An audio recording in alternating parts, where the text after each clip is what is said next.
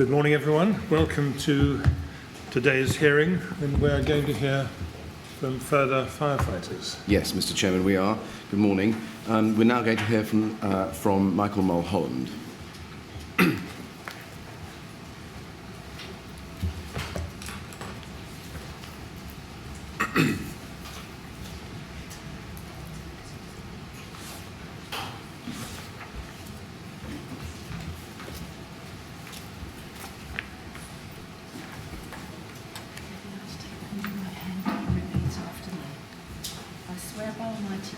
I swear by Almighty God that the evidence I shall give shall be the truth, the whole truth, and nothing but the truth. Thank you very much, Mr. Mulholland. Good morning. Yes, Mr. Millett? Mr. Mulholland, good morning. Good morning. Can I just ask you, please, first of all, to give us your full name? Michael Bernard Mulholland. Right. And I want to say, first of all, thank you very much to you. Could you pause a second? Could you hear all right? No, don't worry about the microphone, because you're close enough if it's working. It should be green. And it is showing green. I think it's coming through, it's just a bit quiet. All right. Might have to ask you to keep your voice up a bit, Mr. Mulholland. That's fine. Because not only do people need to hear you in the room, but the Okay. lady doing the transcription needs to hear you as well. Thanks. Yes, Right. I'm sorry, Mr. Millett. That's all right. I was about to thank the witness. Mr. Mulholland, thank you very much, first of all, for coming here today to give evidence, to assist us with our investigations. We do very much appreciate it. My questions are intended to be short and simple. They often don't work out that way. So if you want me to repeat a question, I'm very happy to do so. And if you need a break at any time, just signal and we can take a break. Can I ask you, please, first of all, to take your statement, which is MET 0007865. Now, you'll have it in the blue file in front of you at the front, but what we tend to do is examine it when we go to it by looking at the screen, and there's a monitor on your right on the desk which we can look at as well. As to that statement, have you read it recently? Yes. And can you confirm that its contents are true? Yes. Okay. Now, can I just ask you to look at the first paragraph of the witness statement, 3 lines down, where it says, "This statement does not purport to be complete, and for completeness and accuracy it must be read in conjunction with the interview transcript." Having read the statement recently, are you satisfied that the statement doesn't omit anything of importance that you would like to tell us? Sorry, could you repeat that? Can you confirm, having read the statement recently, that your statement doesn't leave out anything important that you would like to tell us? No, it doesn't leave anything out, no. Okay. No. Are you satisfied that it reflects your best recollection of the events that it covers? Yes. Okay. Have you discussed your statement or the evidence that you're going to give to us today with anybody before coming here? No. Okay. Now, you've got some contemporaneous notes as well, which are dated the 14th of June, and those are MET 0005218 19 20 21 22 23 24 25 26. And you also have 39 exhibited photographs. And I'll just read out the references to those. That's MET 000187113 to 000187151. Have you looked at those photographs recently? I only saw them recently when they were submitted into evidence. Right, okay. And I'll come to ask you about 1 or 2 of those later on. Okay. Can I start by just asking you some questions about your position and the function of the ORT? You're currently a station manager at Tooting and Wandsworth, aren't you? No, not any longer. I was a station manager at Tooting and Wandsworth when I gave my statement. Oh, right. I've since taken up a new post as Borough Commander at Hammersmith and Fulham. Right. Since April of this year. April this year. Okay, forgive me. As at the 13th, 14th of June 2017, you were, I think, station manager at Wimbledon? Yes, that's correct. How long had you been a station manager at that date? Approximately 3 years. 3 years, okay. Now, in your statement, you say, in the second paragraph on page 2, that you are also part of the Operational Review Team, the ORT. And you say in the third paragraph on page 2 that as the ORT, we attend operational incidents to audit against policy and procedure, best practice, and help incident command. You can see we've highlighted those words up on the screen for you. As to that, can I just ask first, when you refer to auditing against policy, does that mean that the ORT has a monitoring and compliance function? Yes, but I can probably frame it slightly better than that. That's probably a little bit brief. So we audit against policy and procedure when we attend incidents, and we carry out safe systems of work, firefighter safety. We can guide, advise, support the incident command chain, and as an ORT monitor officer, we sit outside the incident command chain, and we're not part of the decision-making process. Right. So when we audit at incidents, we're an experienced group of officers, but our auditing against policy and procedure for our experiences is done through direct observation. So we're a presence on the fire ground where we can capture operational learning to drive organisation improvement, basically. In simple terms, does that mean that you go to an incident where the ORT team is required by the number of pumps made up, and, well, perhaps we can stop there and answer that. Yes, sorry. Yes, we do, but it's mandatory for us to attend a fire call of more than 6 pumps or more. And when the incident goes to 8 pumps or more, that triggers a second ORT officer to attend. So, yes, anything over 6 pumps, broadly speaking, will attract an ORT officer. We do attend other incidents, but in terms of fires, that would be our... And when you say auditing against policy, does that in essence mean that you go around an incident ground making sure that the operations are compliant with LFB policies as written? Yes. Right. When you do that, do you generally record observations that you make on the incident ground as you're there? No, not always, no. Do you do it sometimes? Yes, occasionally. I mean, what we use is we'll make some notes or we'll do it maybe post-incident. One of the other tasks we have as an ORT officer is when we capture the learner and we we'll identify learning points. We have a database within the London Fire Brigade, the Incident Monitoring Process database, where that information can be put onto a database where we've identified trends or learning. But any fire over 6 pumps attracts an internal review of performance review of command, and those learning points will be brought to that performance review of command, where an independent chair sits, and the incident will be discussed with the incident commanders of that incident, and then any learning taken from that will appear on the IMP database. The learning that can come from that could be individual, team, organisational, or it could be something to do with equipment within the fire service. Right.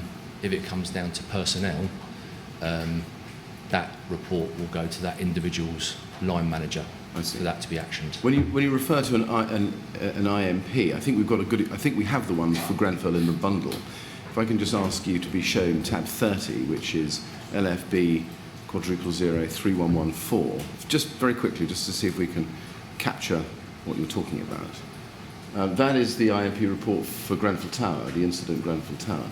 Is that the sort of document that you're referring to when you talk about an incident? That would be management report. That would be what the document would look like once we had finished that PRC process. Okay. It's very similar to that, but you would enter it onto the IMPDS system. It would look similar to that. Did you have input into the creation of this document, do you think? No. You didn't? No. We when we carry out our role effectively, we're a reporting tool for the organisation at incident, so we will come back and put that onto the system. Right. It needs to be checked by the IMP team to accept it, and it gets passed on to the relevant department. Yes. In your statement, when you say you help incident command, just go back to that again, How do you achieve that? How do you go about helping incident command? I'd rather go back to what I'd said originally, actually, about guide, advise and support. Right. That's simplifying it somewhat, really. Okay. But it can be in a myriad of ways. It really depends on the incident. There needs to be an element of adaptability Right. with what we do within our role. Right. But generally, it can be that we're going out onto the fire ground to confirm that the instructions that's been given are actually happening, that structures are in place.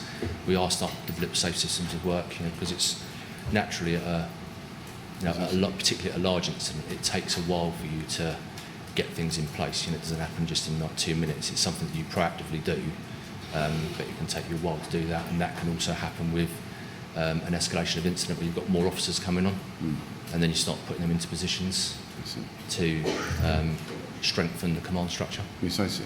So if you, in simple terms, is the ORT's role to assist an incident commander to comply with policy where you observe that he or she might not be complying with policy?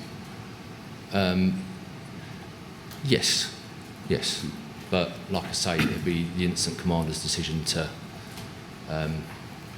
make an incident up or, Yes, do stuff. But we would be there to assist and guide if asked or requested. Right. Okay.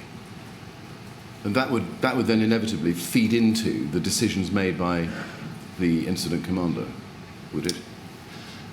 Potentially, yes. I mean, if we were going out on a fire ground, for example, and I was coming back and I was giving updates to the incident commander, you're hoping that the updates you're giving him would enhance his situational awareness of the incident, and that hopefully would aid his decision-making progress in moving the tactical plan forward. Okay, I understand.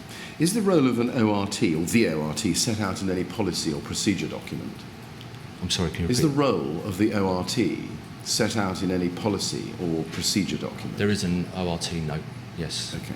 Now, do you have training to be, or did you have training to be a member of the ORT? Yes, I can. It's something that you have to, within the organisation, posts are advertised, so you have to give an expression of interest. Right. Once that's been accepted, you have to sit a knowledge test. Once you've passed the knowledge test, you have a period of shadowing with existing ORT officers that have been fully functional and role for quite a long time. That will take several months. During that shadowing period, we also have to sit through a shadowing period of the performance review of commands that I previously spoke about, because we attend those as well. And at the end of that, we have to have a level 3 incident command exercise. Right. And if you pass that, you become a functional officer on the ORT. Is there a minimum level of seniority below which you're not qualified to be a member of the ORT? Broadly speaking, it's station managers and group managers that are in the ORT. Does that mean that anybody being admitted into the ORT would have good experience of being an incident commander? Yes. Now, you were in the ORT on the night of Grenfell. Had you had training on high-rise firefighting policy and fire survival guidance policy, 633 and 790? Yes, I've had training on high-rise policy, most definitely. Over a number of years as a junior officer, I probably had high-rise training at Fire Service College in Morton and Marsh. Right. And then as I've gone through my junior officer promotions, high-rise training, this is obviously outside of the high-rise training that you would have done at station. And then when I got promoted to senior officer up to station manager, high-rise training, yes, again. And I vaguely remember on one of my, we do incident management assessments. We have to do that as a requirement in the fire brigade every year. You have to attend an incident management course. It's provided by our external training provider, Babcock. And I remember attending one of those where the actual simulated incident I was given by the training provider was a high-rise incident. Right. Have you ever had training on how to fight a fire on the exterior of a building? Well, no. I mean, other than using covering jets and an aerial appliance, but no specific training on the exterior of a building. Have you had? Did you ever get any training, either generally or as part of the ORT, in how to approach a fire where the material on the exterior has ignited and the fire is spreading? No, I've never. I've never attended an incident where the exterior skin of a building's ignited in my career. So no, I haven't had any training on that. Sorry to answer your question. No, that's very helpful. And have you ever had any training on FSG communications?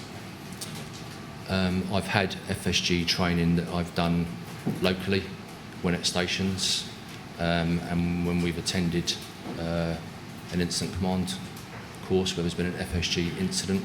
I've not had any centrally programmed training that has taken place in the fire brigade. I wasn't in that role of people that came out. I wasn't assigned it. Did you ever have any training on how to go about effecting a full or partial evacuation of a residential high-rise block? No. Now, in your statement, in the third paragraph on page 2, and I'm sorry that it's quite difficult to navigate around, but it's... I've counted the third one down. You say that in relation to your position on the ORT, Yes. that generally you liaise with the monitoring officer. Mm-hmm. I think we've captured it now. Yes, it's the second line. You say, we will highlight any learning that comes out of the jobs, but we generally, when at incidents, liaise with the monitoring officer. Can you just explain what the role of the monitoring officer involves? Yes, I can. That's actually probably not written very well because I've jumped on two things there. So, yes, the monitoring officer of a job is effectively you have a monitoring officer on most jobs. So we just talk specifically about fires, which might make it a little bit easier. At a 4-pump fire, you'll have the 4 machines will attend, and then a station manager will attend that as a monitoring officer. And that officer will be responsible for making contact with the incident commander and effectively guide, advise and support them in the role they're undertaking during that incident. Obviously, if the incident needs more resources and it gets escalated, that monitoring officer would then take charge of that job, and then another monitoring officer would be ordered onto the incident to monitor the new incident commander. Okay. And how does the monitoring officer role relate to the function that the ORT performs? As I said earlier on, because we sit outside the incident command chain, we're not one of the decision makers, but there to guide, advise and support. The monitoring officer really is the first point of call for the incident commander. So it's about, you need to allow your staff to command. You need to trust your staff because we've had the training. So ultimately what we do is, as an ORT officer, I would speak to the monitoring officer rather than the incident commander, because if you do that, you've now got 2 people talking to the incident commander. Mm-hmm. So I would have observations, possibly, or I might just be arriving and introduce myself that was on the fire ground. I might say to the monitoring officer, is there anything you've picked up yet that you need addressing? Are you happy with the tactical plan? And we'll have a brief conversation about that, and I might go off and action something for them rather than me having that conversation directly with the IC. Right. Because they're dealing with more pressing things. Does that make sense? So drawing an imaginary line, a wall between the ORT and the incident command structure, which you said you sit outside. Yes. So the monitoring officer is part of that command structure, but the ORT observes and assists from outside that. Yes, we would feed in at that, is that right? at that level, yes. Okay. Now, yes.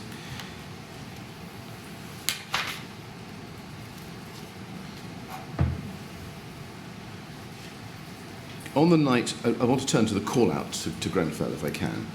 On the night of the fire at Grenfell Tower, you were designated as the ORT officer. Correct, yes. That's what you say in your statement. Is that I think that's a reference to the rota system for the ORT, isn't it? Yes, it is, yes. Yes. And I think you also say that Group Manager Matthew Cook was also on the rota that night. Yes, he was. Okay. In the third paragraph on page 2, you say that it's mandatory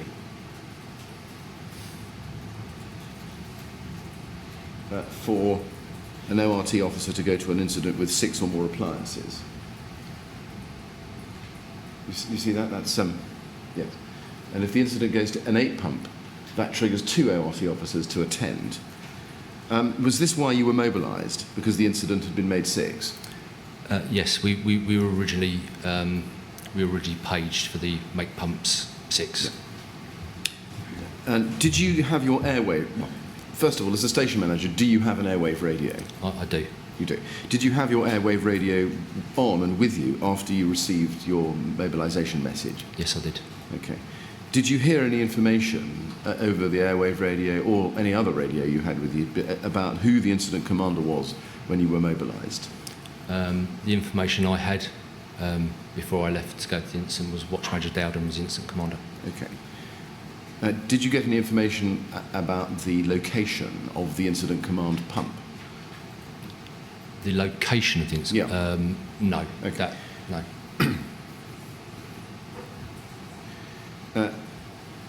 In your statement on page 3, if I can turn to that, you say in the 4th paragraph down that when control of an incident changes, the change is relayed to everyone in attendance at the fire. How is that normally done? So best practice would dictate if you attend an incident and you take over as a new incident commander, you would send a message to control over the main scheme radio, saying we're now the incident commander, and then transmit a message over the handheld fireground radio, channel 1, saying that the name of the new incident commander. Right. And what happens if there's a lot of traffic on the main scheme or the fireground radio? It's not normally a problem on the main scheme. There could be issues on channel 1 if channel 1 was very, very busy. Right. Can I just ask you to look at your contemporaneous note? At the very beginning of that, if we just flip to that, you say, right at the very start, I received the ordering at home, as I am a flexi officer, and proceeded to the incident on MP6 after Steve West ORT shadow calling control and assigning us to incident. I just want to ask you about shadow. Can you explain what the role of an ORT shadow is? Yeah, sorry, that's obviously a colloquialism we use in the brigade. As I explained earlier on about my training to be an ORT officer, so you have several months shadowing the fully on-the-run functional ORT officers. Right. Group Manager West was carrying out that role on my rota with myself and Group Manager Cook at the time. Oh, I see. So he was he was shadowing you? Yes. Which means he was in training, he hadn't completed his training. I see. Did you have a discussion with Steve West? Yes. Steve actually rang the page into control. Okay. And were you en route when you had that discussion? No. Right. Did you have a discussion with Group Manager Welch while you were en route to Grenfell?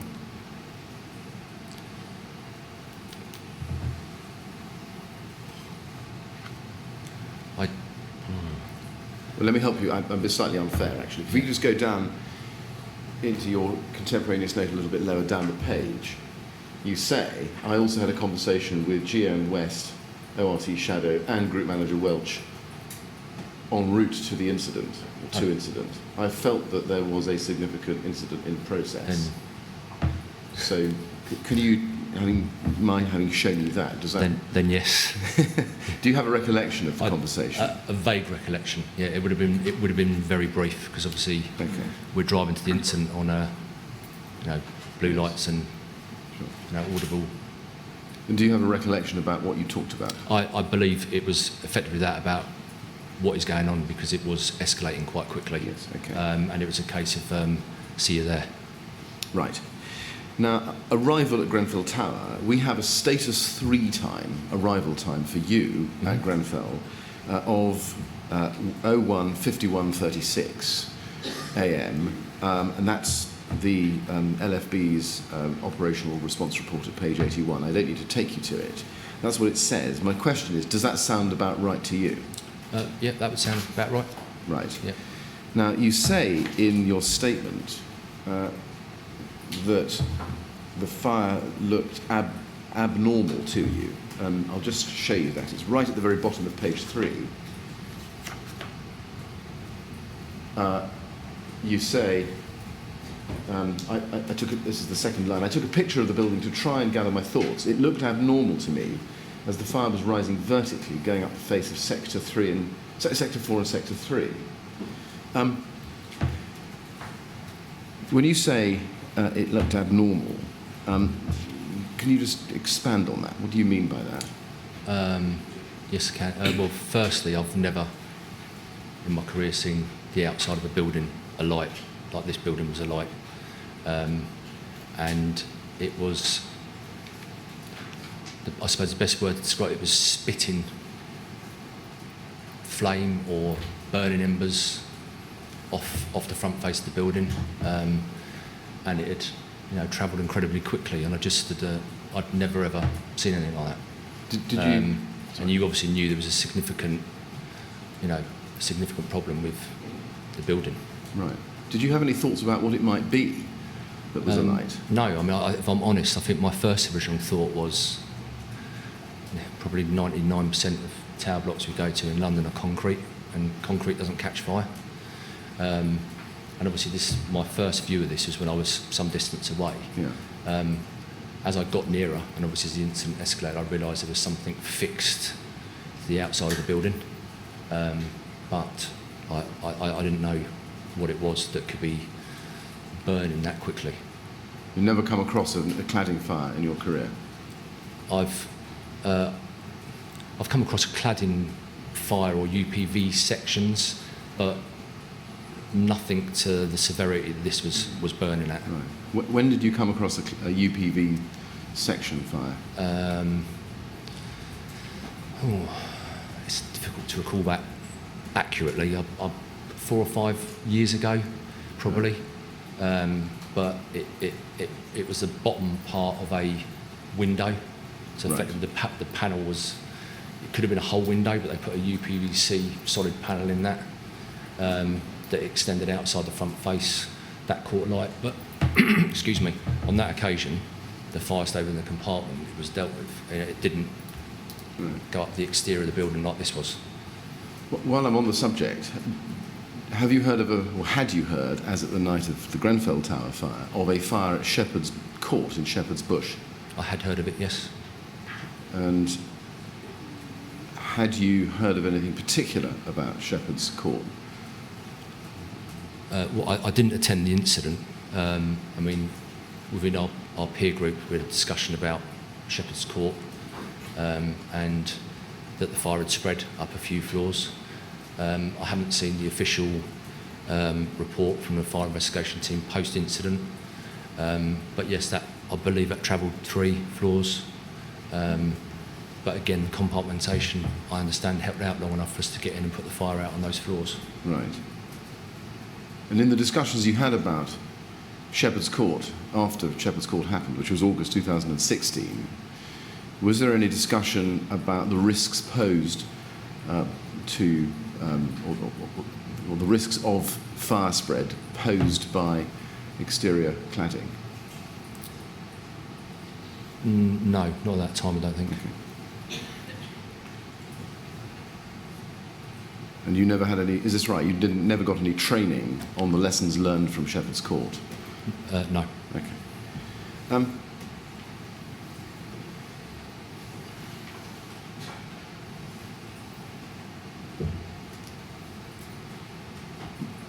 in the same sentence, you refer to sectors, Sector 4 and Sector 3. At the point at which you arrived, had sectorisation been effected? No. Right. So when you refer to Sector 4 and Sector 3, is that... That was... What is that a reference to? Sorry, that was just to... I thought that might help with context, that when I was giving my interview, that okay. people would know what that meant, but I'm happy to explain that if you need me to. Yes, what are Sector 4 and Sector 3 then? So obviously I've seen some of the inquiries, so maybe it might be easier to... so Sector 3 would be the north side of the building, North side. and Sector 4 would be the east side.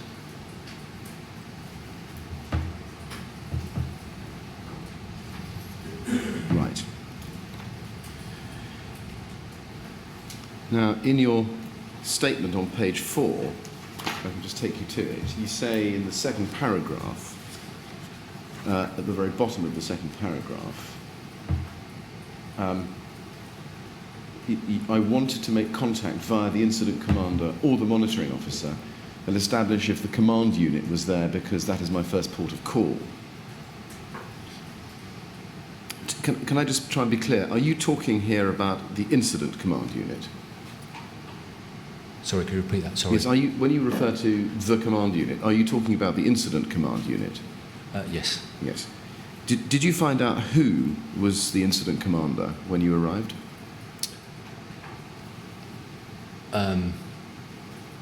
No. When I arrived, I was still under the impression that the incident commander was Watch Major Dowden. Right. When you arrived, did you go straight to the command unit? Not straight to the command unit. I went onto the fire ground via the leisure centre onto the green, which would have been onto the east side. Right. Had a quick look, took a few observations, and I started walking down toward Grenfell Road. Right. There was a CU part there, but I knew that was Wembley's. I asked I believe it was a couple of firefighters, I can't be sure of that, where CU8 was, and they pointed me back out the way I came. So I effectively went out the way I came. I'm not sure what road I turned into, but I came into the top of Bonmore Road, and CU8 was there, parked on the corner. Right. Were you looking for CU8 in particular? I was, because en route I'd heard control call CU8, and generally the first command unit there will take up the incident command. Okay. Did you hear any messages going from control to CU8 which were fire survival guidance messages? I vaguely have a recollection of it going to CU8. I have more of a recollection of it FSG calls going to appliances. Right. More than Okay. CU8. Do you remember who the officers were at CU7, first of all? Did you see any officers at CU7? No. Okay. Was CU7 occupied? I didn't go to CU7. Okay. Who when you... so you got to CU8, did you? Yes. Do you remember who was on board CU8 when you got there? I don't remember the name of the firefighter or the watch officer, but there was only one command unit operative on the unit when I got on there. There was nobody else on the unit. Right. At the time you arrived, were you aware of any other officers present, other than Mike Dowden?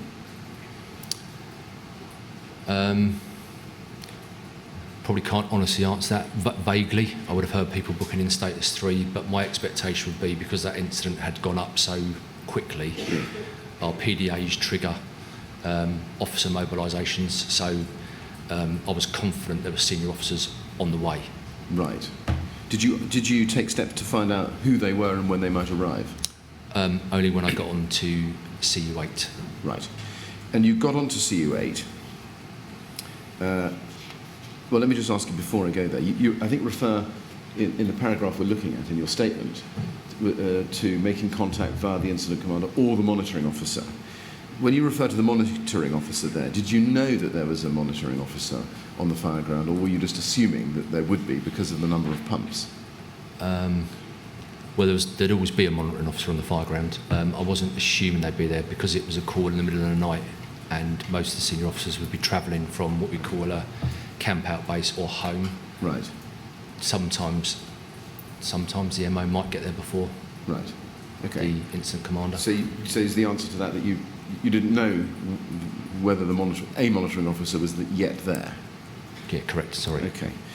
Now, can we then look at the location of the incident command unit? We've discussed that a little bit just now. You say you think you went to CU7 first in the next paragraph. And then you went to CU8. Yeah.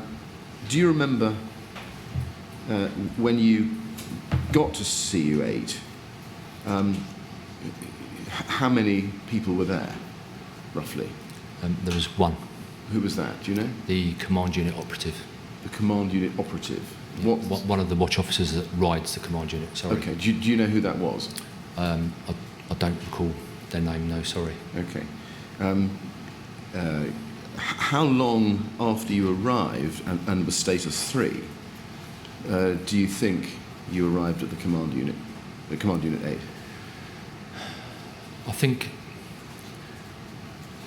the best time scale I can give, I have myself approximately getting on the command unit around 2 o'clock. Okay. So approximately maybe, I don't know, 8 to 10 minutes after getting there. Right. Because, sorry, have I answered that? Do you want to continue on? Yes. Oh, okay. So when I got onto the command unit, like I say, there was one CU operative on there. I asked him where the team leader was. He said to me the team leader was out on the fire ground trying to make contact with the incident commander. We did have another brief conversation, but I can't really remember the detail of that. Right. And then I went over to the TV screen on the command unit, which is a command support system, to see if I could start looking at the list of officers that were attending. And I would say within probably 30 seconds to a minute after that, Group Manager Welch and Station Manager Loft came onto the command unit. Okay. Did the CSS work? I didn't get to see all the officers. From my recollection, the green light was up in the top corner, Right. which would indicate that it's active. Right. Okay. Now, that was on CU8. Yes, CU8, yes. Okay. But you didn't get any information off the CSS at that time? No. Okay. Now, just dealing with who you encountered, have you ever heard of or met Station Manager Merrick, Dan Merrick? Station Manager Merrick? Yes. Sorry, Watch Manager Merrick. Watch Manager Merrick. Yes, I have. You have? Okay. Yes. Was Watch Manager Merrick the officer you saw on CU8? I know he works on the... It could have been. It's feasible it was. I don't have a recollection of it being Watch Manager Merrick. Now, you refer to a team leader, and you couldn't see the team leader. Mm-hmm. Is the team leader someone senior to or on the CU normally? No, that's a role that's allocated between them. So they ride a maximum of 3 or a minimum of 2 on the command units. Okay. They're both watch managers. It's just a role they allocate themselves on different shifts. I see. And what does the team leader do? So the team leader initially would go out and make contact with the incident commander, Okay. try and map the fire ground, come back, and then he would assist the incident commander Right. throughout the incident as it escalated with the command support function. Did you ever find out who the team leader for CU8 was? I have subsequently found out, but I didn't know on the night who it was. Okay. You didn't know who it was. And you say subsequently, I might as well ask you, who was Okay, it? sorry. I believe it was Watch Manager Kentfield. Kentfield, okay.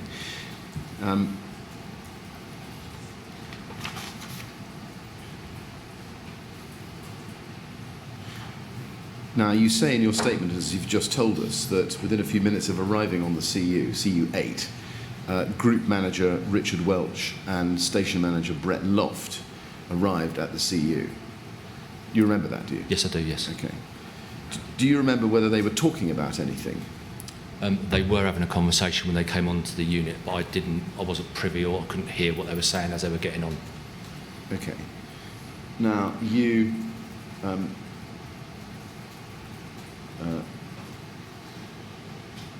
you say in your statement, and it's just a little bit below halfway down on page 4, we just get that paragraph expanded. After the conversation that you didn't hear, what they were talking about, you say, at that stage, just picking it up in the middle, Richard Welch was effectively the most senior ranking officer there, so he took charge of the incident. I just want to ask you a little bit about that. Who did you understand Richard Welch to be taking charge from? Watch Manager Dowden. Watch Manager Dowden. Yes. Okay. Did you have any understanding about what Station Manager Loft's role was at that point? No. Because, of course, he was senior to Watch Manager Dowden. Yes, he was, but at that point we had obviously a dynamic incident unravelling in front of us that was clearly escalating. It was probably a 25 pump fire there. Yes. So Richard Welch, being the GM, would trump the station manager in terms of incident command level. So the expectation would be that the GM would take that, not the SM. Right. Did you know when Station Manager Loft had arrived at the incident ground? No. Okay. Did you ask yourself the question, well, why is Mike Dowden still the incident commander, given that he's only a watch manager, when Station Manager Loft is here?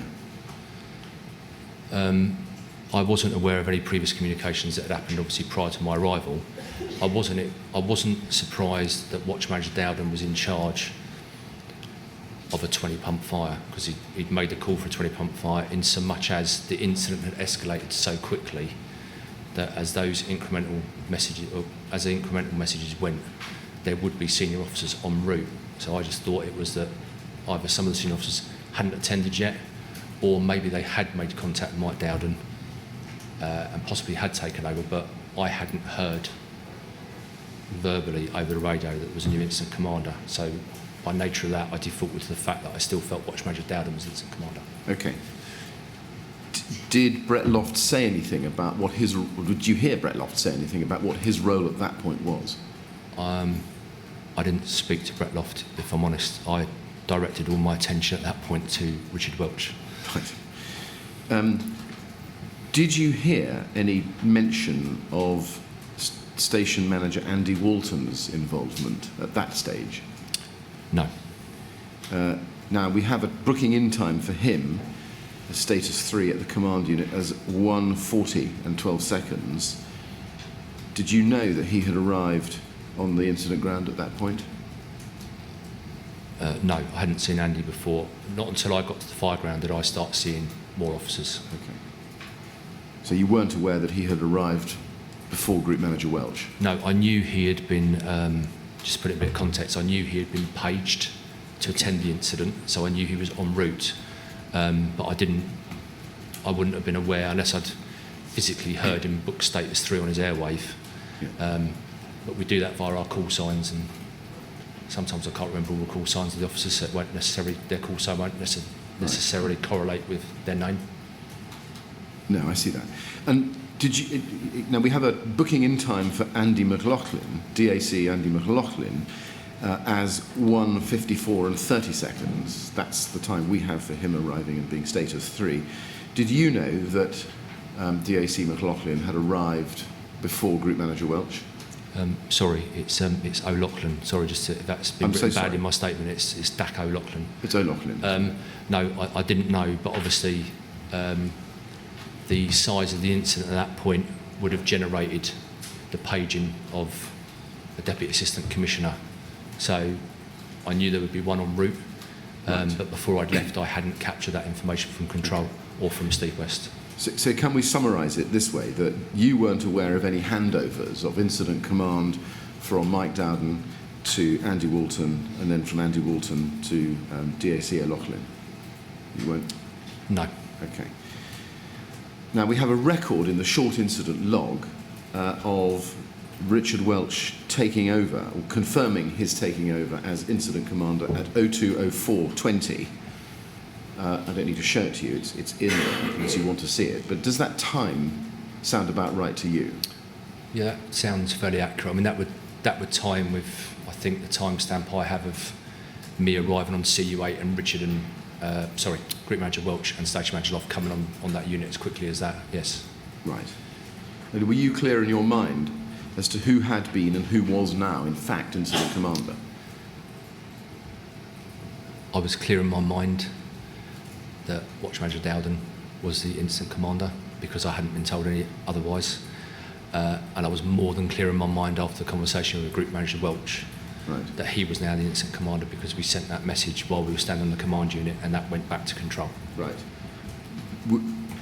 Did you see, hear or observe any handover between Mike Dowden and Richard Welch? No. Would it be normal for there to be no handover between incident commanders at an incident? No, it wouldn't be normal, but there was nothing normal about this incident. Right. I think we needed to start getting a greater level of control in the incident, and Richard took on the responsibility at the level that he's at within the organisation to take charge of that incident. Do you know, or did you know, whether Mike Dowden would be aware that he had been relieved of incident command in favour of Group Manager Welch?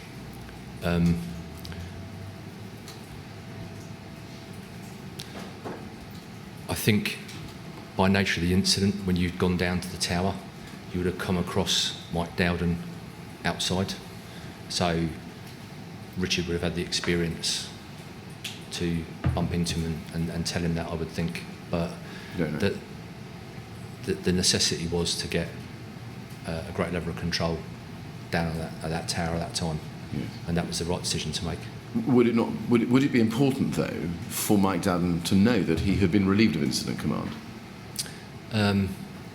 Yes, it would, but it would have happened at some point. But it was critical that we got a more senior ranking officer down onto that fire ground. Did you yourself take any steps to find out whether Mike Dowden knew that he was being relieved of incident command and being replaced by Richard Welch? We are jumping the gun a little bit here because there is another little bit of my statement that will slow this conversation up a little bit, should I say.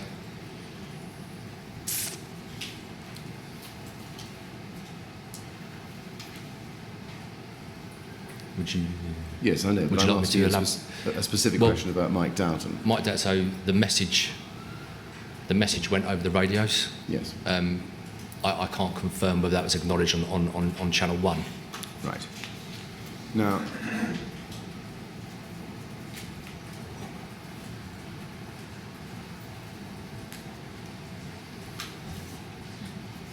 in your statement, you say that you and Matt, and then all of you, had a discussion about there being a major incident.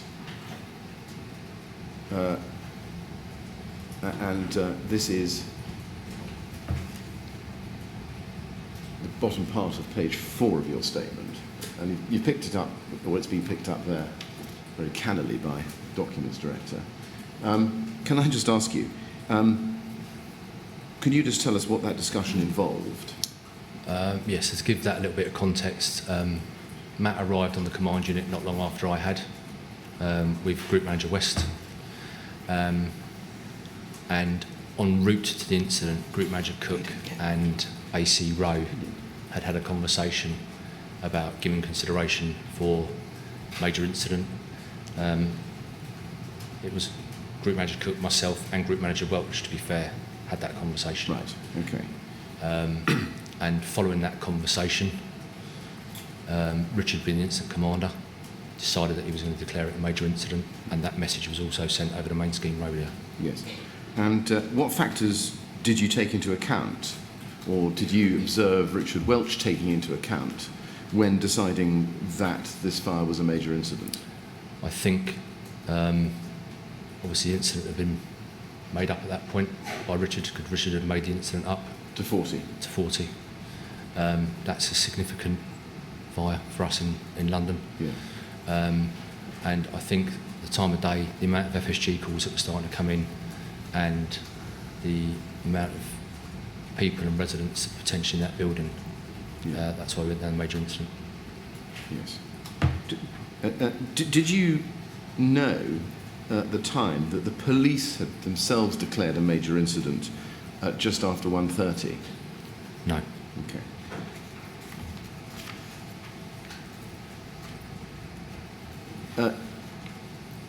Just going back to the question of handover from Mike Dowden, I think you told us that there wasn't effectively a handover from Mike Dowden of incident command to Richard Welch. Would it be important, or would it not be important for them to have a handover so that Richard Welch could essentially take over seamlessly from Mike Dowden? Yes, best practice would be that you would have a handover, most definitely, and it's something that we encourage and is done, to the best of our abilities, depending on how dynamic an incident is. Yeah. But Richard Welch never went to Mike Dowden as incident commander. Was there a risk then that Richard Welch would not receive from Mike Dowden all the information that he would need to start and take on the role of incident commander? No, because I think when Richard Welch got to the fireground, there was a conversation with Mike Dowden. Mike Dowden was aware that he'd been put in to run the fire sector. Right. At this point, when Richard Welch declares a major incident and pumps 40, did you know whether DAC Rowe or Commissioner Danny Cotton were en route? AC Rowe and Sorry, were they en route? AC Rowe. No, I didn't know they were en route. But again, as I explained earlier, with the PDAs we have with the incremental, they would have been notified. So Right. I can't say 100% they were en route, but I knew they were en route because of the size of the incident. Yes. Now, at the top of page 5 of your statement, you say, I imagine pretty early on that K&C would have been informed. It triggers a lot of established working parties, support networks, local hospitals, that kind of thing. When you say it triggers, is that a reference to the declaration of major incident? Yes, it is. Okay. And were you aware whether, in fact, K&C, Kensington and Chelsea, had been informed that there was a major incident? No, I had no contact with K&C throughout the course of the evening. Right. You then go on to say that the Richard Welch tasked Steve, I think that's Steve West, with getting the methane message, and then you explain what methane is in your statement. Could you just explain in simple terms for us what methane, what it does? What's the effect of sending out a methane message? So the methane message is effectively it's an acronym for a message that we send from the fireground once we've declared a major incident, and that's about letting the other blue light responders know. It's a recognised message that sits within the protocols of joint working amongst emergency services. So that would go to the police and ambulance control rooms, and they would be aware that we've now declared it a major incident. Right. And one of the letters in the acronym is number and type of casualties. If you just scroll down, you can see that methane stands for major incident, exact location, type of incident, that's the T, H is hazards, A is access, N is number and type of casualties, and E is emergency services present and required. Do you know what the contents of the methane message were for number and type of casualties? No. Okay. How would the methane message be broadcast? What medium would be used to broadcast the methane message? Yeah, that would go over the main scheme radio. Main scheme. To control. So it would go to control, and then control would disseminate it, would they? Yes. From there to the other responders? Correct. I see. Okay. Small point, but let me just get this right. In the control room, would they respond to a methane message, or would they respond to a declaration of a major incident? Or do the two always go together? Sorry, can you repeat that? Yes. So far as you know, would the control room respond to the declaration of a major incident, or would they respond to the methane message that would follow it? Well, they would respond to both. So Right. the declaration of major incident would get more vehicles mobilised, and the methane message, even though we'd already declared a major incident, the methane message is to enhance, if you like, a situation where it's a snapshot of what we've got. So that would just go over the main scheme radio, and that would be repeated back to whoever had sent it. I see. What does the control room do at the moment a major incident is declared? Do you know? I don't know. You Sorry, I don't. Right. Now, we then turn to the arrival of DAC O'Loughlin, and you cover that in the next paragraph in your statement. You say, we were starting to build a tactical plan when DAC Andy O'Loughlin arrived on the unit. Can you explain there what you mean by a tactical plan? So this was a very brief discussion, and we'd started talking about getting some station managers down to the tower and start putting a command structure in place. That would have been, getting hold of or meeting up with Watch Major Dowden to get information off of him, and then just to progress the incident on. But while we were having a discussion about that, DAC O'Loughlin came onto the command unit. Right. What was the plan that you were beginning to put together at the moment he arrived? We were discussing about getting down to the tower as quick as we could with a couple of station managers and start to build some structure in and make sure that the water supplies had been, which they already were because I'd seen that out the periphery of my site, and just make sure that we were getting BA into that building as quickly and as expedient as we could. Okay. Who was involved in formulating that plan, apart from you? That was a discussion with the incident command chain, if you like, at that time. Who was that? Group Manager Welch and myself, and Group Manager Matt Cook. Right. But like I say, conversation didn't take long because Andy O'Loughlin came onto the unit. Yes, okay. When you were discussing that plan, and I know you say you didn't get very far with it, did you consider what to do about the stay put policy? No, not at that time. Right. Did you consider the possibility of implementing a full or partial evacuation of the building? No. Now we have DAC O'Loughlin's arrival on the command unit as 01:54:30. Now that's a soft time, it's not a confirmed time, but does that sound about right to you? Sorry, could you repeat the officer's name and the time? Yeah, well, I'll show you the reference in the ORR to that. It's page 84, if you can just be shown that. This is an LFB product document, it's a report. And they source the time as best they can. And at 01:54:30, do you see, 2/3 of the way down the page, it says, Echo 6, DAC O'Loughlin arrives at Grenfell Tower. And it goes on. Although he does not book in with control on the radio or phone, as both were busy and he doesn't want to interrupt the FSG calls. And the source of that information is his phone and his own witness statement. But does that trigger a recollection with you as to the time at which he arrived?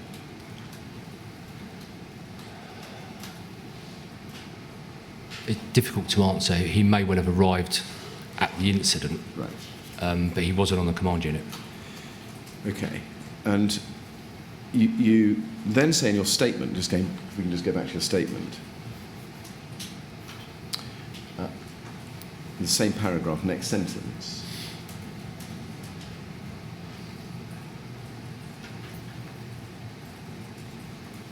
You say, as DAC, he became the incident commander and he assumed command.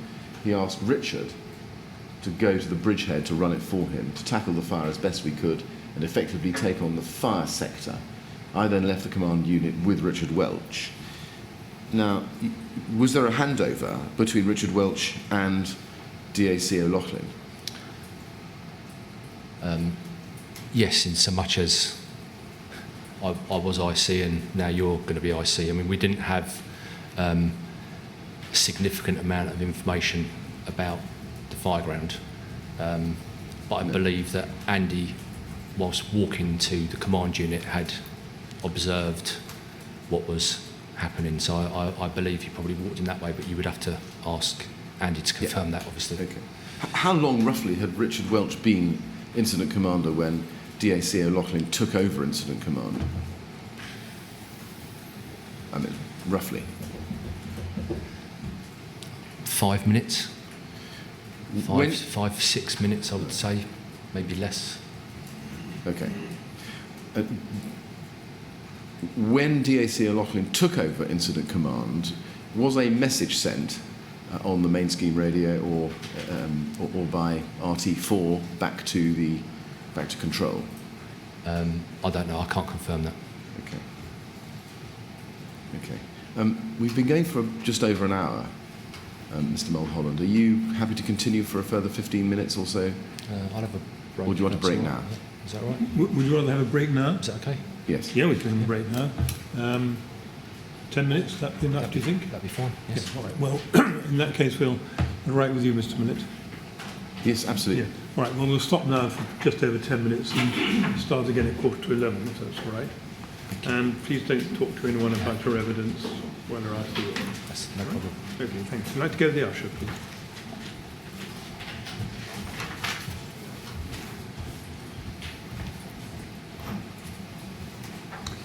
All right, we'll start again at 11:15, please. Okay.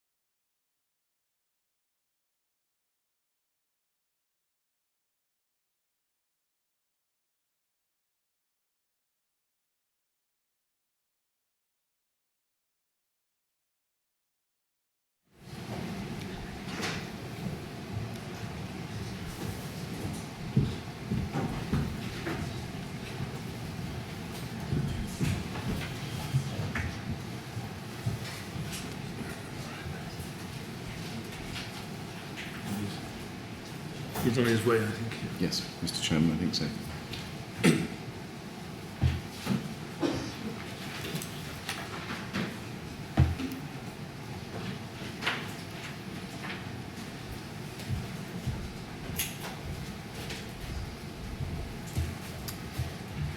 All right, Mr. Mulholland, ready Yes, to thank carry you. on? Yes. Good. Yes, Mr. Millett? Yes, Mr. Mulholland, thank you very much for coming back to us. First of all, can I just tell you what we have in the record so we can fix it about DAC O'Loughlin's taking over? We have a radio message to control timed at 02:11:48, which says that DAC O'Loughlin is now officer in charge, 2:11:48. Does that roughly chime with your recollection? Best that I can recollect, I don't believe I was on the command unit when that message went. I probably left the command unit a couple of minutes before that, so... Right. Did you hear it? Did you hear the message? I don't recall hearing it going, no. Did you know at the time then that DAC O'Loughlin had taken over incident command?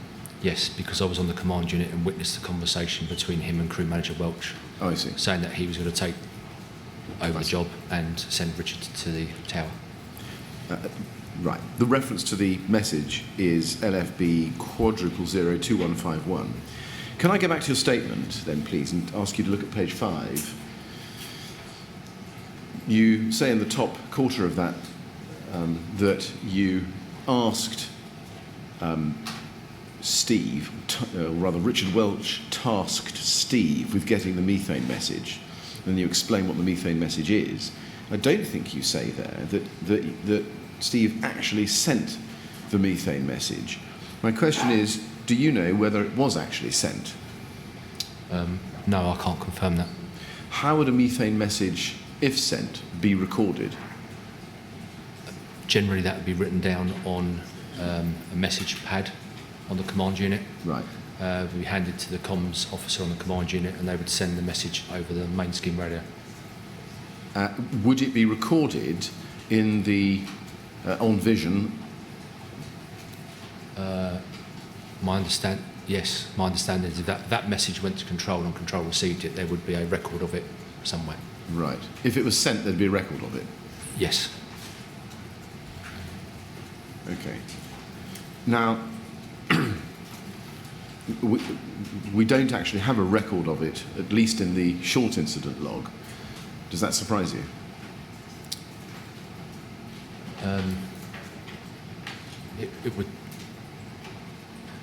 It would surprise me if you didn't have it if it was sent, yes. Okay. Now, you say in the paragraph that starts just after the methane message, and we looked at this before the break, we were starting to build a tactical plan. When you were discussing the tactical plan with Richard Welch and Matt Cook, were you aware of any existing tactical plan? No. So far as you were concerned, this tactical plan that you were starting to build was the first tactical plan that there was. Is that right? Sorry, could you repeat that? Yeah, the tactical plan that you were beginning to discuss with Richard Welch and Matt Cook when DAC O'Loughlin arrived was the first tactical plan you knew about for the incident. Is that right? Yes, but only in so much as because I hadn't been on the fire ground. So I think the previous attendants and Watch Manager Dowden would have had a tactical plan they were implementing at the time. Now, you then go on to say that he, that's Andy O'Loughlin, asked Richard to go to the bridgehead to run it for him, to tackle the fire as best we could, and effectively take on the fire sector.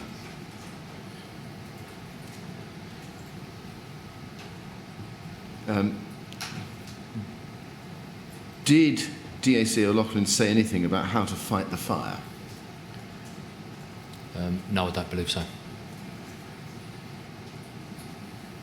Did you gain any understanding about what DAC O'Loughlin thought about the nature of the fire? I think his initial thoughts were that it was a very serious incident. Yeah. But beyond that, did you gain any understanding of what DAC's understanding was about what was alight and why? No. Okay. Did you have a discussion with DAC O'Loughlin about what you thought was a light and why? Not me personally, no. Okay. Was there any discussion that you saw or heard or observed in any way about with DAC O'Loughlin about the stay put policy? No, not at that time. Not at that time. And what about evacuation? No, I don't believe so. Now you refer to the fire sector. What was the fire sector that you refer to there in your statement? Well, the fire sector was effectively from the 3rd floor to the 23rd. It's the whole building, effectively. Effectively, yes.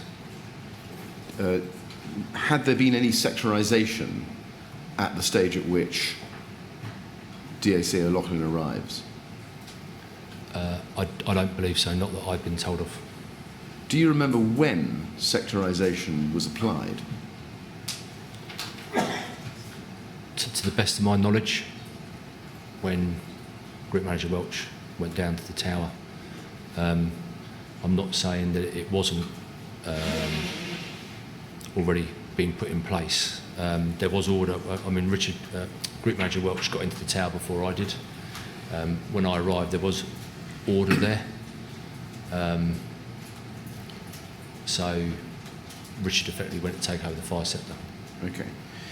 Now, DAC O'Loughlin has given us a statement, or rather he's given the police a statement, which we've seen, in which he says that, and it refers to the discussion he had with you and Group Manager Matt Cook, and he says that he asked you to make sure things were safe and working well and help you command and oversee, or help him command and oversee the incident and make sure things were in place. That's more or less verbatim what he says in his statement. Is that consistent with your recollection of the conversation you had with him? I have a recollection of the conversation. I don't remember that much detail of that. Okay.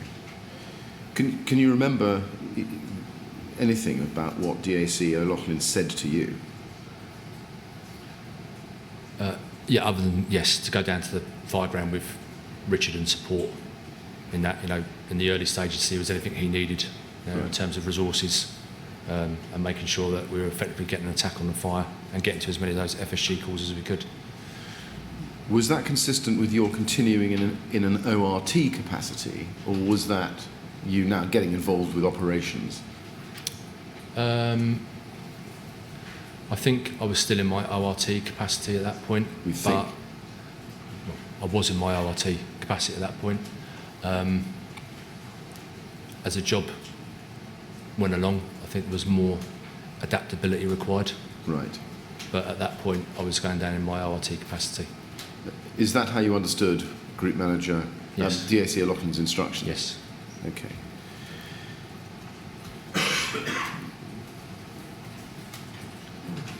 You then say that you left the command unit with Richard Welch. Did anybody else go with you?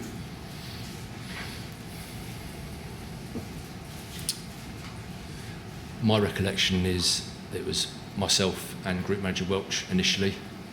And I think Group Manager Cook followed shortly after, some a bit of distance behind us. I don't recall anybody else walking down to the tower with me at that point. Now, there are two cooks. There are two cooks. Which cook was it who went with you? I'm referring to, GM Cook. That's Gareth. No, that would be Matt. Sorry, that's Matt Cook, right, not Gareth Cook. Okay. Sorry, at the time of Grenfell, there's a bit of a mix-up. At the time of Grenfell, Gareth Cook was a station manager. You're right. He is now subsequently a group manager. Right, and hence my mistake. But your recollection is that so far as any cook went with you, it was Matt. Yes, not directly with us, but back behind us somewhat. Okay. Can you tell us how much further communication you then had with DAC O'Loughlin throughout the rest of the incident? I had more contact with DAC O'Loughlin it's hard to say how much contact I had. I mean, on several occasions, I would have had contact with him and given him updates or... Okay. Now, can I ask you please to turn to the middle of page 5 of your statement, where you say CU7 was assigned as the FSG unit. They would have an FSG coordinator who would run that and would be collating all the information on the FSG calls that were coming in from control. And then you go on to explain what they would do, log in the information from the call, location where they are, and this would then be passed to the incident commander so he had an idea of where we were, and to the fire sector where we were committing BA, so they could tell the crews where they needed to go, and depending upon which floor, prioritise where to go. I've read that all to you. I've got a number of questions about it. When did you learn that CU7 had been assigned as the FSG unit? I'd find that very difficult to give you a time. I was told by my colleague, Group Manager Cook, that CU7 had been assigned as the FSG command unit with Group Manager Goodall as the FSG coordinator and assisted by Station Manager Egan.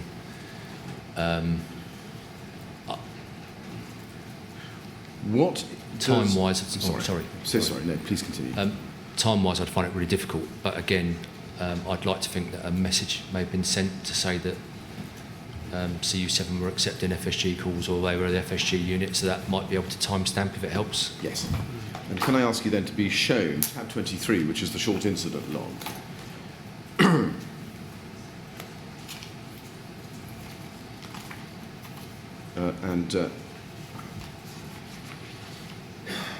We go please to page 22.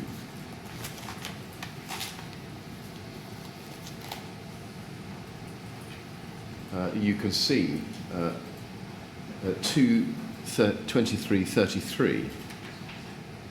There's a message, SAD, key, CU7, run all FSG calls via CU.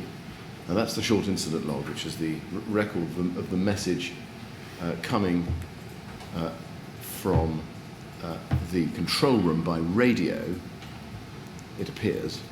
And the time mark is what I want to show you. It's 02:23:33. Would that be consistent with your recollection as to when you discovered that CU7 was the FSG unit? It's feasible, yes. I do have trouble with some of the timings, but if that's what's gone, then yes, it is feasible. That's the time that...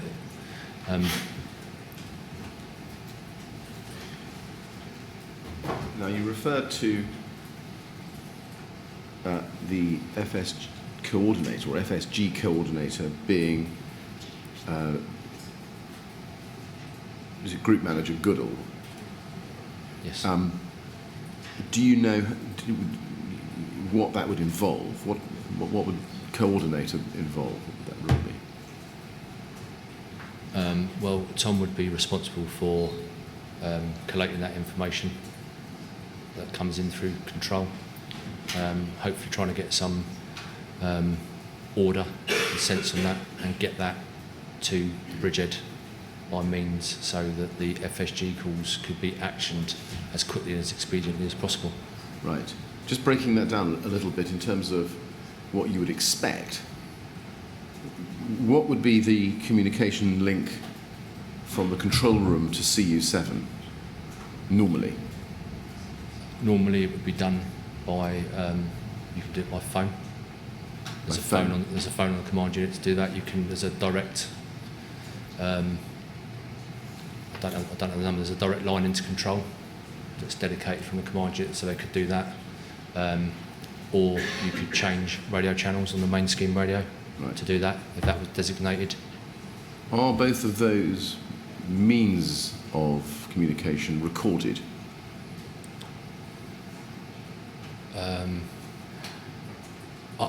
I believe I've got very limited knowledge of control. If it comes through on their main system, then I would think it's probably recorded, but I'm not 100% certain. But if it goes over the main scheme radio, it would be recorded.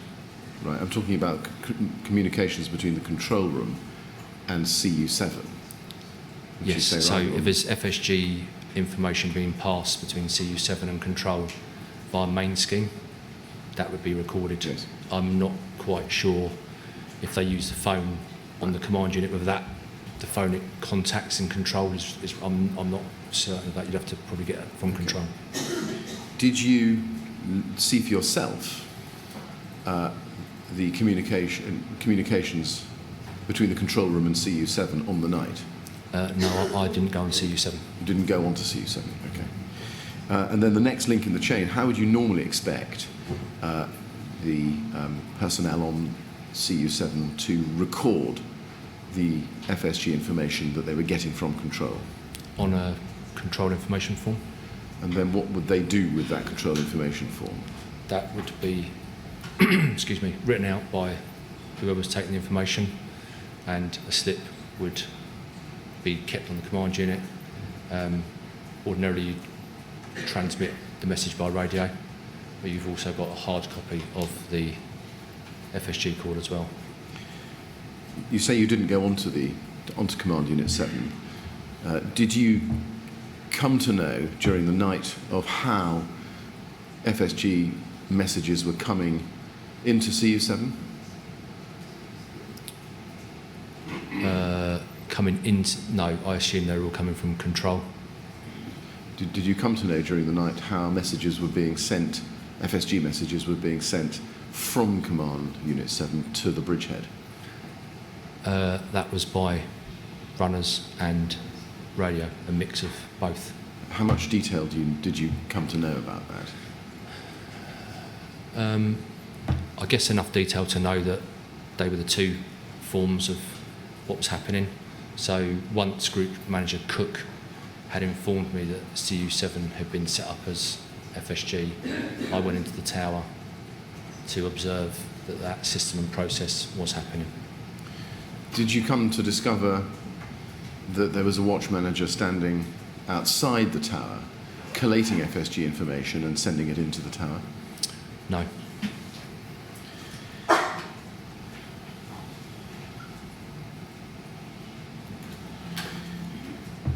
Now, you say that you left the bridgehead and you, just beyond the paragraph we're on, you say Richard Welch continued on into the building while I attempted what we call a 360 to try and establish what was going on. Could you just tell us what a 360 is? Yeah, effectively that's just me trying to take in, for my situational awareness, just taking an observation of the fire ground. So we effectively say we try and, even though it might not be round, we walk round the fire ground, so it's you know, a term we use is 360. Right. When you, how far did you get? I wasn't able to, so I went from the south side round, I went round to the playground to the west side, towards the north. I wasn't able to get back round the north side, Right. because there was too much material and debris planing off the building at that point. So I went back round to the south side and then walked up the east side to have a look. Did you have a fireground radio with you? I did. Did you have an airwave radio with you? Yes. Could you hear any messages coming over it at that time? On both? On either? I heard messages on my handheld radio, but not on my airwave radio. Right. Did you hear any messages on your fireground radio about anything particular that sticks in your mind while you were doing your 360? Not at that point. I mean, it was still at that point very, very dynamic, and Okay. there was an awful lot of people. So the radio traffic on Channel 1 was very heavy. When you were doing your 360 or partial 360, as far as you could get, did you have any thoughts about full or partial evacuation of the tower at that point?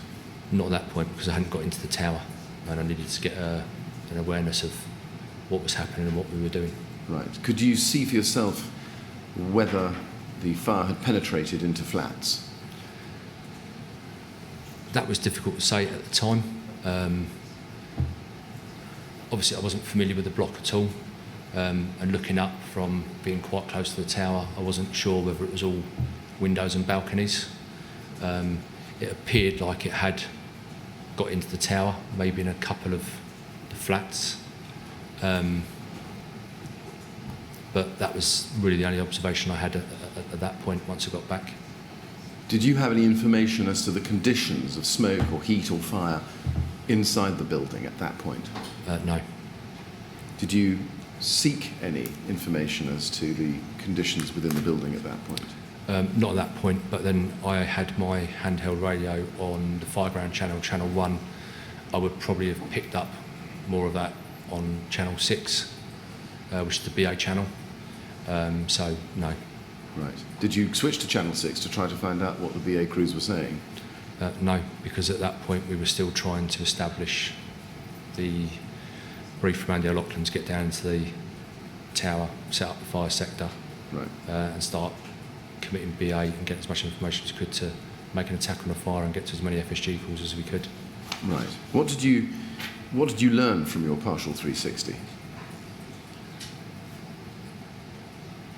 That we did have a very, very significant incident, and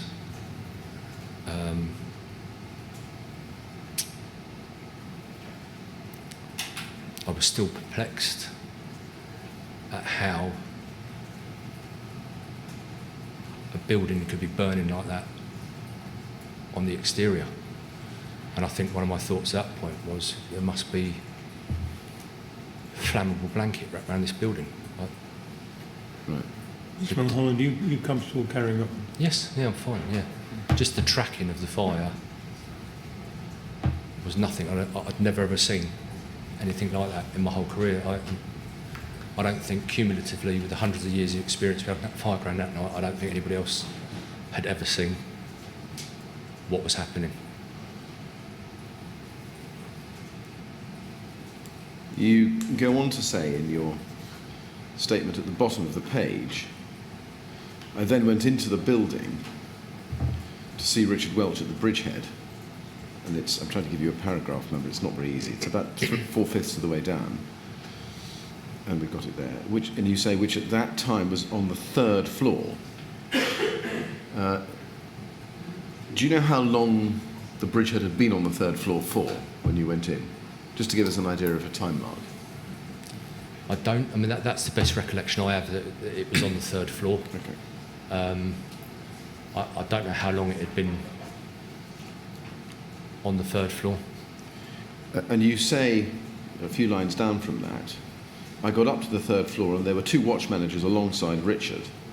Entry control was there and we had committed BA crews extensively into the building at that stage. I obtained an update from Richard so I could feed back to command unit as the radios weren't working very well. Can you remember what the content of Richard Welch's update was? Well, obviously it was very dynamic at that point. There was still a lot of BA being on that mezzanine landing, being fed up the stairs. Richard's update at that point was that we were getting crews in to the building up to some of the FSG calls. And I observed over his shoulder while he was talking to me that the entry control boards were populated with tallies, which would tell me that BA crews were committed. And I basically just asked him that it would appear that we were going to be BA intensive. I think I maybe mentioned that slightly later in my statement. But it was more about the resources for me now. It was about driving forward the resources to help with that plan going forward, to get into that building and get as many people as we could. Did you discuss the possibility with Richard Welch about EDBA, the need for EDBA? Sorry, it's a bad question. Can I rephrase the question? Did you have a discussion with Richard Welch at that stage about the need for EDBA?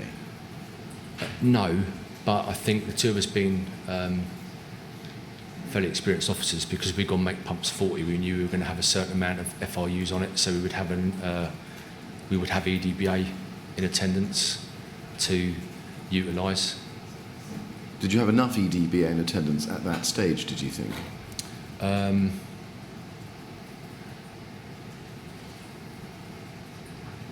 It's hard to quantify about enough. I mean, we had EDBA there, Whether they were actually committed at that time, I don't know.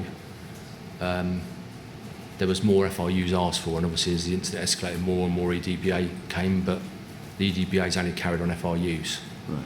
So at that point I hadn't noticed, and this is the best of my recollection, I don't believe EDBA were committed at that time. Did you have a discussion with Richard Welch about how far up into the tower you could get crews with SDBA standard? Not at that point, no. Did you update Richard Welch with what you had seen on the outside of the tower as a result of your partial 360? Yes, I believe so. What did you tell him? I told him that from when I'd arrived, the fire had now tracked round to the north face and was burning across that face of the building, and that was pretty much it. It was obviously getting worse. Did you observe how fire survival guidance information was coming to the third floor bridgehead? So I observed when I went into the tower, there was a watch manager on my left-hand side of the lobby, watch manager Williams, and he was passing information up to watch manager Watson, who was at the time. You remember that, do you? Sorry? You remember that, do you? Yes. Yeah. I visibly remember seeing the two of them there, and they were, I can't recall the exact detail of saying, but it was a watch manager Williams passing something, watch manager Watson saying something back, and then watch manager Watson was going into, there was a single door on the mezzanine, second floor mezzanine, and he was going in through there to hand on the FSG information to go to the bridgehead. Right. And at the bridgehead, did you observe for yourself how the entry control officer or the bridgehead commander were recording FSG information? I don't remember physically taking up how they were recording it. From memory, I record a fib being there. A fib? Forward information board. I'm sorry, I beg your pardon. Forward information board. No, that was left to Richard to do that detail. I didn't have that conversation with him at that time. Did you see any fire survival guidance information being written on the wall by the bridgehead on the third floor?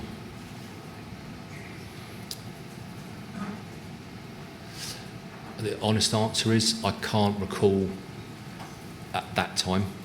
I went back in the building at a later date and saw writing on the wall. So if I'm honest, I can't say it was at that first time I went in, but there was writing on the wall at the third floor. Do you remember when you got to the bridgehead how FSG information was coming to those at the bridgehead? From watch manager Watson, so I was getting confused, watch manager Watson up to the bridgehead, and that information was being disseminated into the entry control officers to brief the crews to commit to the building. Who was bringing the FSG, so far as you saw, at that point to the bridgehead? Was it watch manager Watson or was it the crews themselves who had been given information? I can't recall that. Okay. Did you have any discussion with Richard Welch about the communication chain for FSG?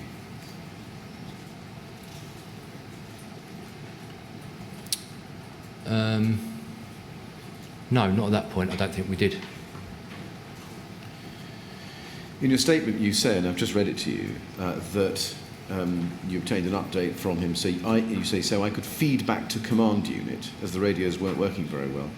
First, which command unit are you referring to? Is that CU7 or CU8? No, CU8. CU8. So I would go back into my feedbacks predominantly throughout this incident would go back to the incident command vehicle, right? Not CU7. And at that stage, did you know who was running CU8? Sorry, as in, do you mean who the incident commander was? No, who was running CU8? Who was in charge of CU8 at this point when you're having your update from Richard Welch at the bridgehead? Well, Daco Lachlan was incident commander. I see. So he would be based on CU8, would he? Yes. Oh, I see. Okay. Yeah. And then you say the radios weren't working very well. What was your experience at that point of the radios?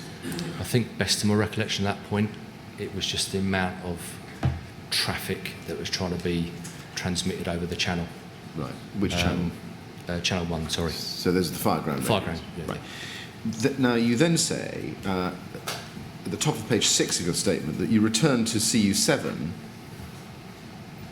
and you say, when I returned to CU7, Tom Goodall had been tasked to run the FSG, which then told me that we were beginning to get further structure in place.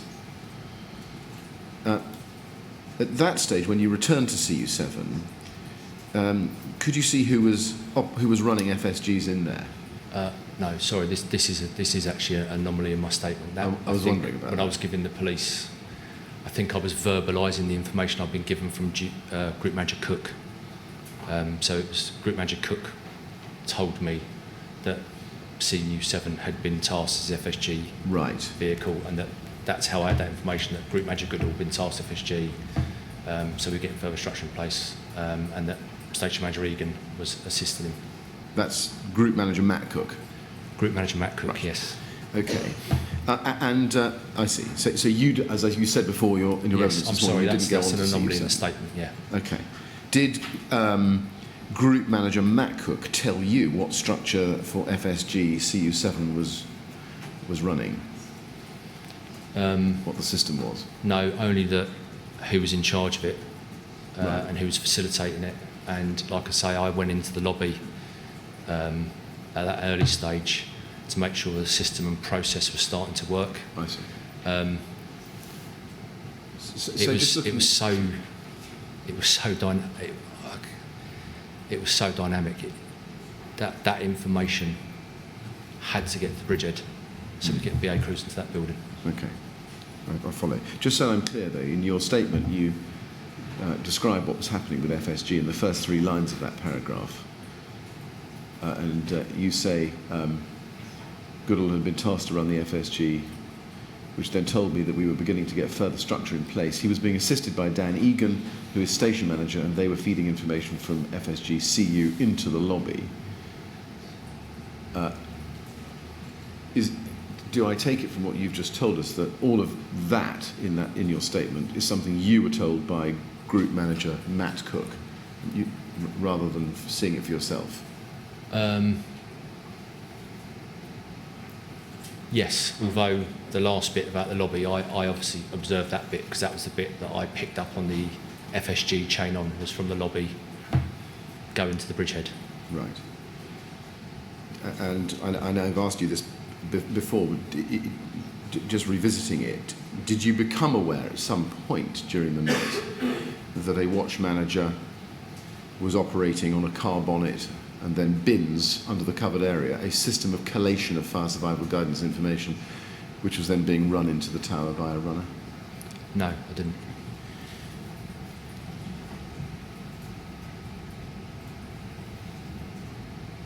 You say in the next sentence, my role was to continue to revisit the fireground and report back to the command unit. Again, I'm assuming that's CU8. Did you report back to the command unit what you'd learnt from Group Manager Matt Cook about the fire survival guidance methods or system that you've described in your statement there? No, I didn't. Group Manager Cook would probably have relayed that to CU8 if he had been present when that had been established as the fire survival guidance unit. When you say my role was to continue to revisit the fireground and report back, how did you report back? When I could, over the fireground radio, Channel 1. Predominantly it was face-to-face, having to leave the tower and go back to the command unit to give situational updates to the incident command chain. So when you couldn't get contact through the radio, you'd run up and down, would you? Or walk up and down? Yeah, I would try and move as quickly as I could, yes. Now, at the top of page 6, just in the next sentence, in fact, you say, the thread of the whole of my notes reflects this. I was back and forth, either checking the tactical plan was in place, supporting other sectors, or carrying out a task I may have been assigned, such as giving resource update and so on. You're describing here, I suspect, the whole night. Is that right? Yes. In encapsulating it. Yeah, probably poorly. What was the tactical plan as it evolved that you're referring to there?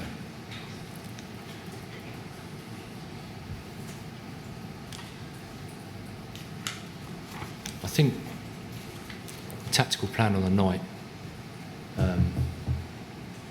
obviously was predominantly the tower for obvious reasons. It was just initially, I think, to extinguish the fire best we could and get to as many FSG calls that we could physically get to help as many residents as could that were in that dire situation. As it went on, there was an element, I think, of fighting the fire to get to the FSG calls. And then later on, as much as we could in terms of putting safety in for our own personnel, it was a rescue mission. Did you ever become aware of any particular plan to get information about deployments of BA wearers back to the control room in some way? Sorry, could you repeat that? Yes, let me see if I can get at it this way. Can I ask you to look at LFB 790, which you told us earlier you were familiar with from training. And I'd like to ask you to look, if you would please, at paragraph 9.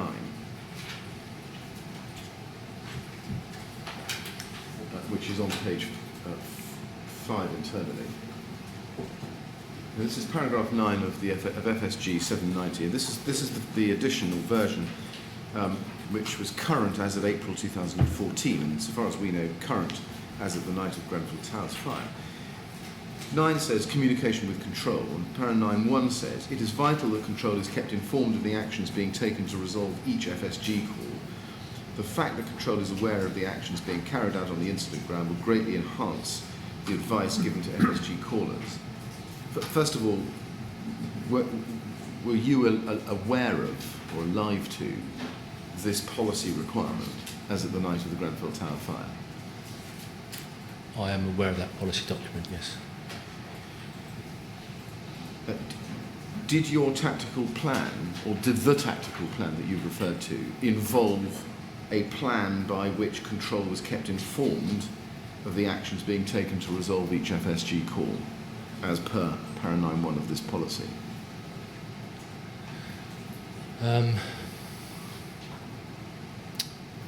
I wasn't aware that control weren't being informed. You weren't aware that they weren't being informed? No.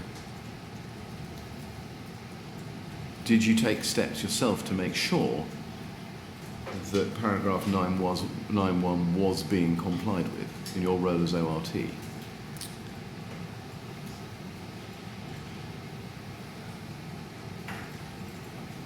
The honest answer is no, because at that stage of the night,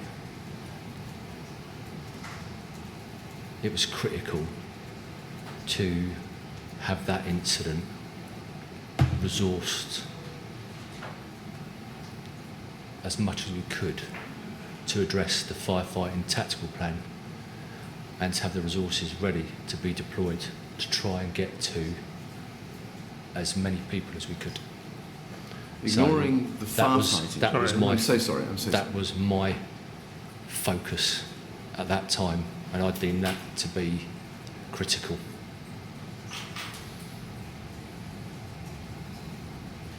Ignoring the firefighting tactical plan for the moment, and just focusing on deployments to try to get as many people as you could, was it important, or in the words of the policy, vital, to keep control informed about the results of particular deployments so that control would know to be able to advise callers about whether crews were in fact on their way to rescue them or not?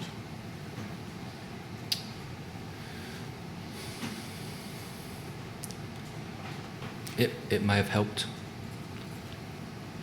but I think the amount of FSG calls we were having at that point, to collate that accurately, transmit that back to control with the amount of calls that they were taking would have been a very, very difficult task. And I'm not sure how accurate the information might be that would go back.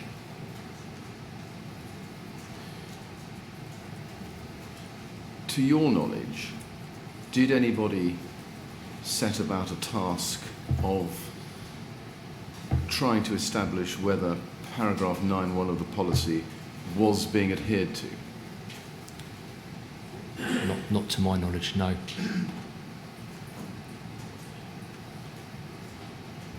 To your knowledge, did anybody try to establish a system of ensuring that paragraph 9.1 of this policy was adhered to?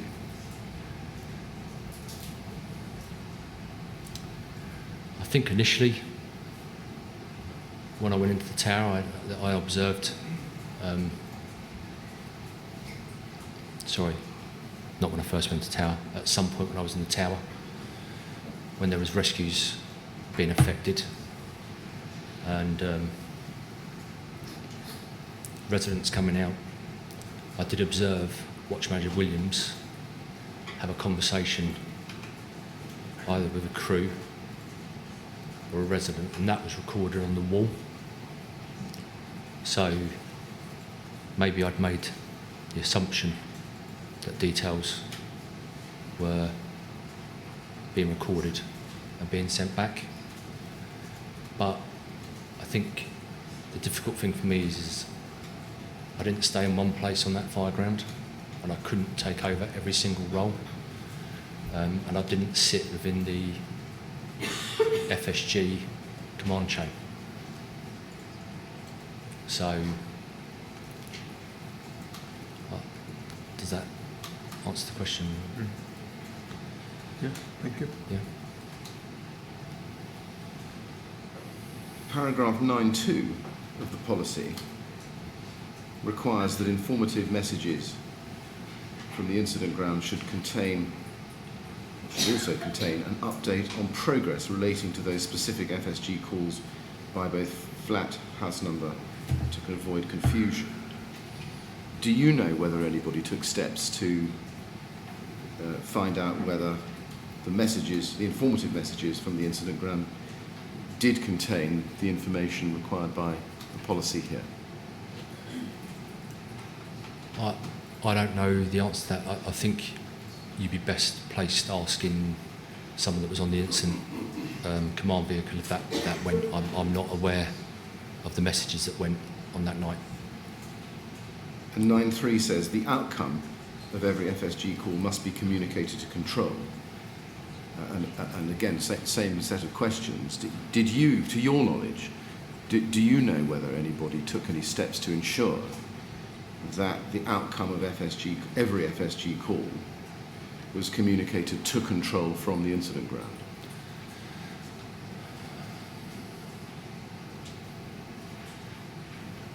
No, I don't. But again,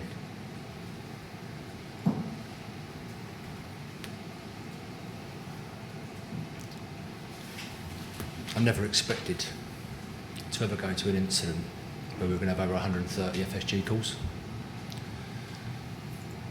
And my interpretation of that policy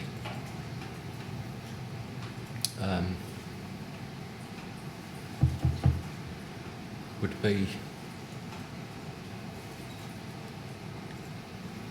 that it would be difficult to manage that amount of FSG calls at one single incident. Did anybody attempt to or discuss the idea of standing back and looking at whether or not the outcome of particular deployments was sent back to the control room and trying to work out whether a system could be devised for getting as much information back as possible? I didn't. Again, you may be able to ask the officers that are on CU8, and they may be able to backfill that. and give some clarity on that, but not from where I was in the tower watching the process of the FSGs coming in and the residents coming out. As ORT, whose task you told us earlier this morning was to audit compliance with policy, was it not your role or the ORT's team's role to do their best to ensure that paragraphs 9.1 to 9.3, as we've looked at in policy 790, were complied with?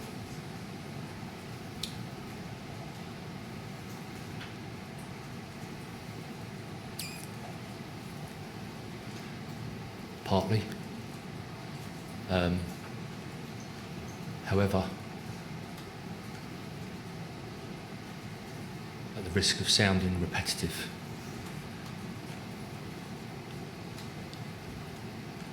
at a normal incident, and that's probably using the wrong word, I'd expect to deal with 3 or 4 FSGs, max, which is quite an easy thing to do. I think the sheer number of FSG information that we had was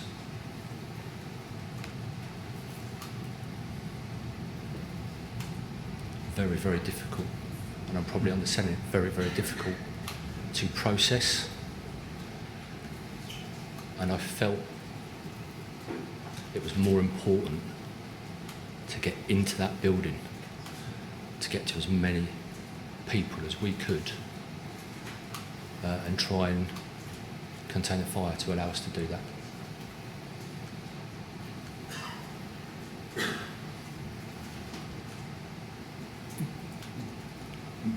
Was there a point in time which came when you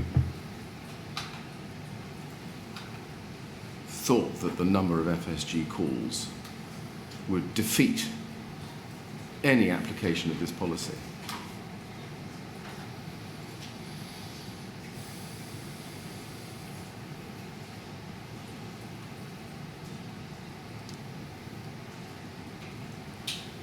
I think it significantly challenged it.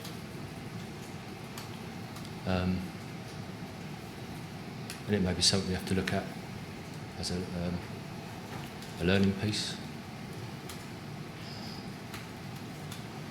But yeah, it was difficult. Perhaps I can put the question, and forgive me for putting it slightly more bluntly. Did the OR team give up on securing adherence with this part of this policy before they'd even tried? I think that's a little unfair to say we gave up. Like I say, it was challenging. I wasn't in the bridgehead all the time.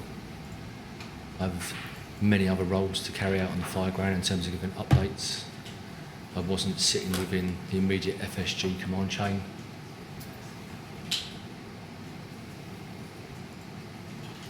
So I don't think we gave up on it.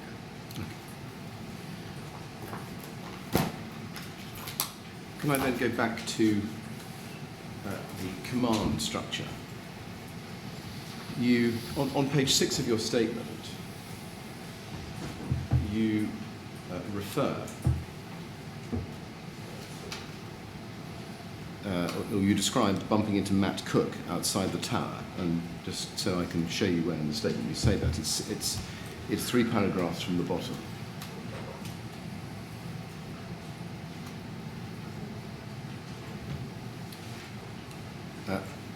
And you say he told you that Andy Rowe had been made incident commander. See that? Yes. Do you know roughly what time that was? I don't, but again, I'm sure a message was sent over the radio saying that AC Rowe is now incident commander. Yes. So that would give you a you're timestamp. Right. No, you're right about that. And there's an informative message confirming that he's IC at 0244. And just for our reference, it's page 23 of the short incident log. Do you remember whether Matt Cook's information to you was before or after the informative message? I genuinely don't know. All I can assume is at the point that happened that Matt had maybe been back at CU8 after doing a task and had found that information out. So when we came together at the top of Grenfell Road, he informed me of that. Do you remember whether Matt Cook told you anything about a change in the stay put advice? Yeah, Matt Cook did tell me the stay put had changed, but from best of my recollection, it wasn't at the same time as this information exchange. Was it? When was it? You remember?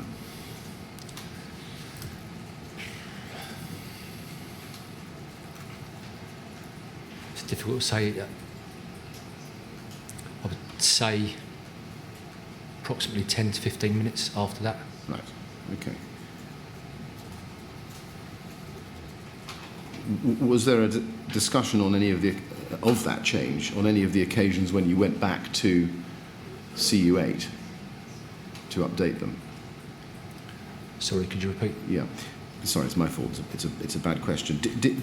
Was the subject of a change in the stay put advice mentioned by you or discussed with you on any of the occasions when you went back to CU8 to update them? No, because Group Manager Cook informed me that stay put had changed. I believe I was coming back in from the west side at that point when I saw him in the southwest corner. He told me that the FSG advice, stay put advice had changed. And he'd been into the tower and he'd informed the bridgehead that it had changed. Right. I may have acknowledged it when I went back to CU8 to say, I know, I'm aware it's now changed and the residents are coming out. Now, if we go to your statement on page 8, if I can just run forward to that and look towards the bottom of that page, you can see that it's about 7 lines up from the bottom. You say, at this point, we had SDBA on the 4th and 5th floor and EDBA crews on the 11th, firefighting and conducting search and rescue. In my mind, from what I was hearing, we are now starting to penetrate further up the building. So I went back to give that update to the incident commander. I believe that this update was recorded. Can I just be clear? Was this an update to CU8? Yes, all my updates were to CU8 and the incident commander. Right. And was this information that you'd taken directly from the bridgehead, do you think? Yes. Okay. Do you remember who at the bridgehead? I can't remember exactly who, but it would either have been Group Manager Welch or Group Manager Goldborn. One of those two people and no one else. Right, okay. Do you remember where the bridgehead was at that point? I think it's ground floor. Okay.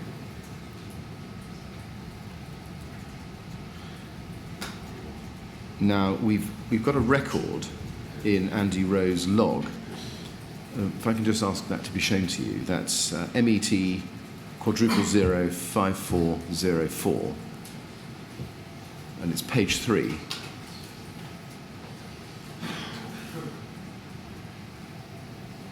Can I just ask you to look at that? You've got there's a time mark of 0422, just about a quarter of the way down the page. Mulholland, MM, gives update. Crews up to 10th floor in EDBA, SDAB, that should be SDBA. 4th and 5th floors, 7th, 8th and 9th floor, considering using aerial. EDBA is being used quickly. Is that the update that you're referring to, do you think? That you're referring to in your statement? It could be. If I'm honest, I don't ever remember mentioning anything about an aerial. No, but you're right. that could be feasible. That's my update. Okay. The fact that I'm having a few issues with time, this is probably helpful because I did do quite a few updates back to the command unit, so hopefully that timestamp will help in terms of time. So yes, it is feasible, just I'm not, the aerial is, I don't have a recollection of mentioning anything about an aerial, it just wouldn't have been possible. To be clear, does this mean that the 10th floor was the highest floor being reached by BA wearers at this time?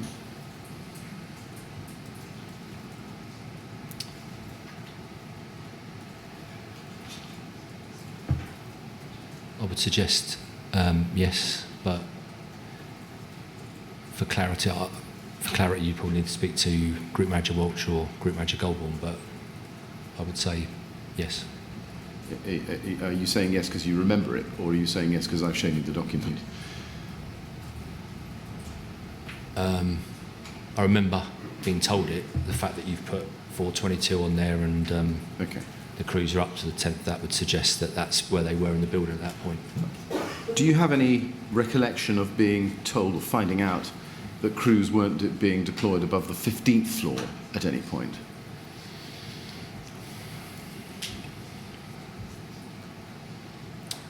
I have a vague recollection of a conversation with Group Manager Welch. I won't be able to timestamp it for you. I will be able to tell you it was on the ground floor lobby, and I believe I'd gone to get an update or see if they were all right. And I think a crew had just come out, and I can't be 100% sure it was the 15th or 13th. Okay. The crew informed him that it was like a furnace up there. Do you happen to remember which station the crew had come from? No. You don't know who the crew were? No, the BA crew weren't present at that point. It was probably moments after they'd moved off. Right. Mr. Millett, how are you getting on? Very well. I've got about 15 or 20 minutes left. I'm just wondering whether it would be good to have a break Yes, quite soon. absolutely. Yes, we can have a break. Would this be a good time? Yes, perfectly good. Would you like a break now, Mr. Mulholland? Fine. We've been going another hour and it Okay. might be No problem. convenient. Yeah, right. We'll break now then and have a slightly longer break, resume at 12 o'clock, please. All right? Don't talk to anyone about No. your evidence No. again. Right, go to the usher.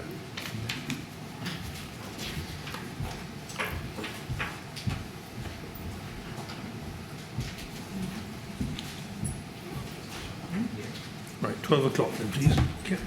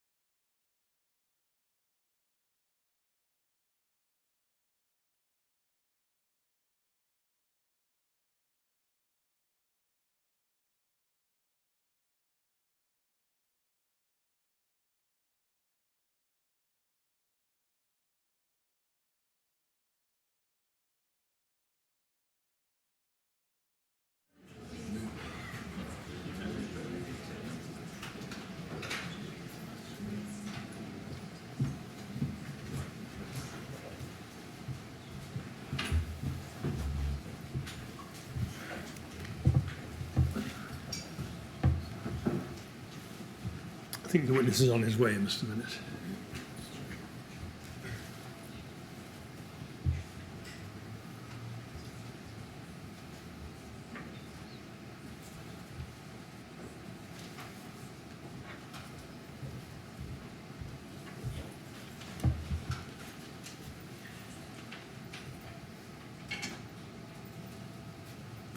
All right, Mr. Mulholland. Happy to keep going. Good, thank you. Mr. Mulholland, thank you for coming back. Can I ask you to be shown a picture? Oh, sorry, have we not got sound on? Apparently I'm inaudible. I'm now audible. Right. Can I ask you please to be shown a picture, which is MET 005774.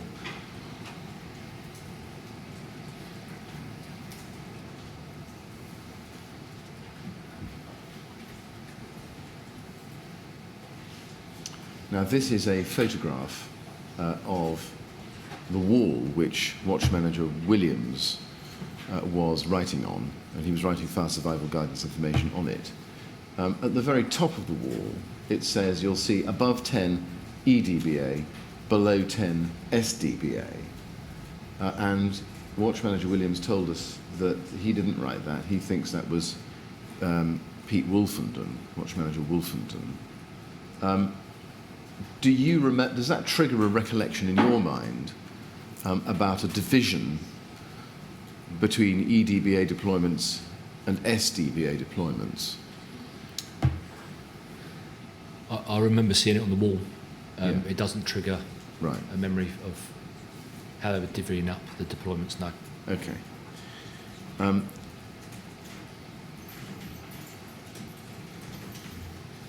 Okay. Now, in your statement, can I just take you back to something earlier, which I'm sorry, failed to put to you, and should have done. If you go to page 3 of your statement, and just below halfway down, you've got a description of fire survival guidance calls and what they are, and prioritisation there. And then, in the next paragraph, you say, I don't remember how many we actually took, but I do remember en route there were several FSG calls relayed to the fireground. I was trying to keep a mental note of the number because I was driving and couldn't write anything down, nor did I wish to pull over, as I needed to get to the incident as soon as possible. I probably counted 7 or 8 on my fingers as I was driving. To the best of my recollection, I would say most of them were between the 10th and the 22nd floor. Now, I've given you the whole of that to give the context to my question. When you say, to the best of my recollection, I would say most of them were between the 10th and the 22nd floor, was that information that you were receiving while en route? It was information that was being transmitted over the main scheme radio. While you were en route? Yes. Right. Now, did you evaluate that information, or did you use that information when putting together your tactical plan?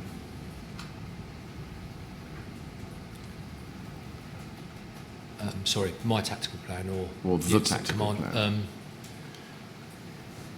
It was used in so much as that information had been passed already into the tower, and crews had already been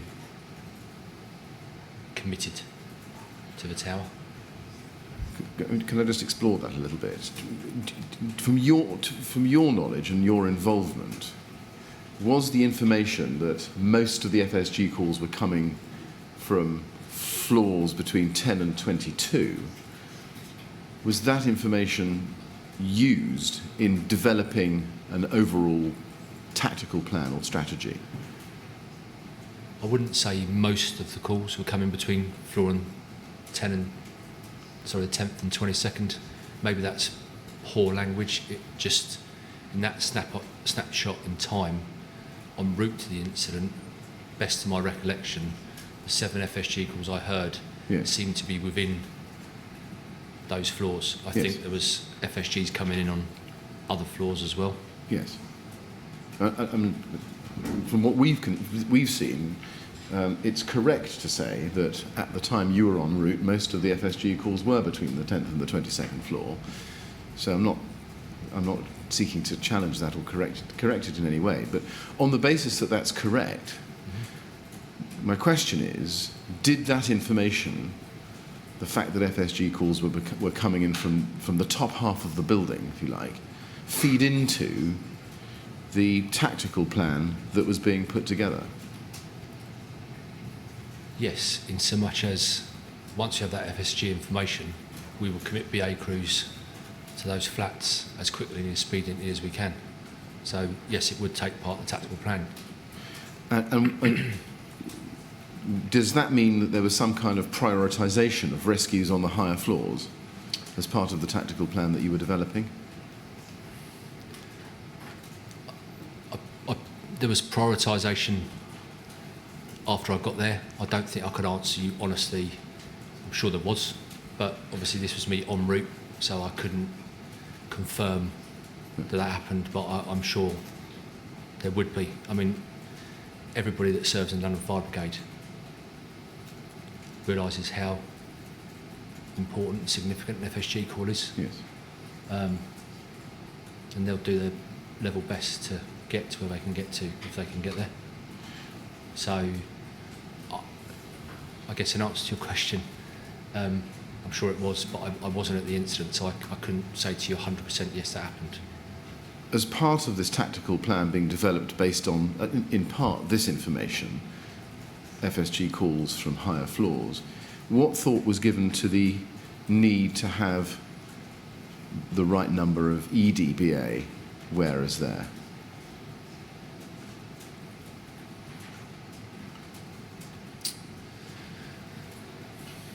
Thought was definitely given to have an EDBA wearers there. Geographically, our EDBA on frontline appliances are carried on all FRUs that are strategically placed across the London area. So they may have longer travel times, but I believe there was a message sent at some point to make FRUs 10. And obviously, as the incident escalated, or sometime during the incident, I think we had our whole entire protective equipment group of air supply at the job. So I don't believe at any point there was an issue with us not having enough or running out of BA, whether that be SDBA or EDBA.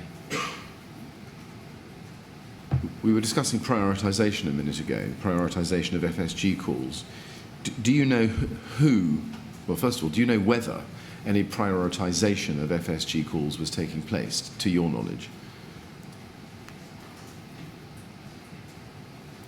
I can't speak for CU7 because, as I said earlier, I didn't go on CU7.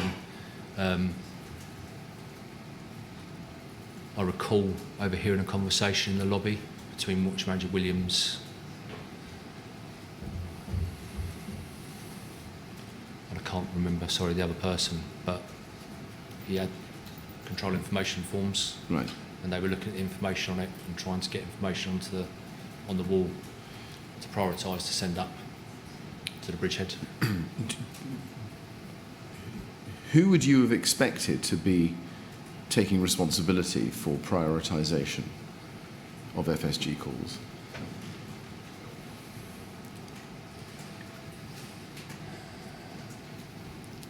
Again,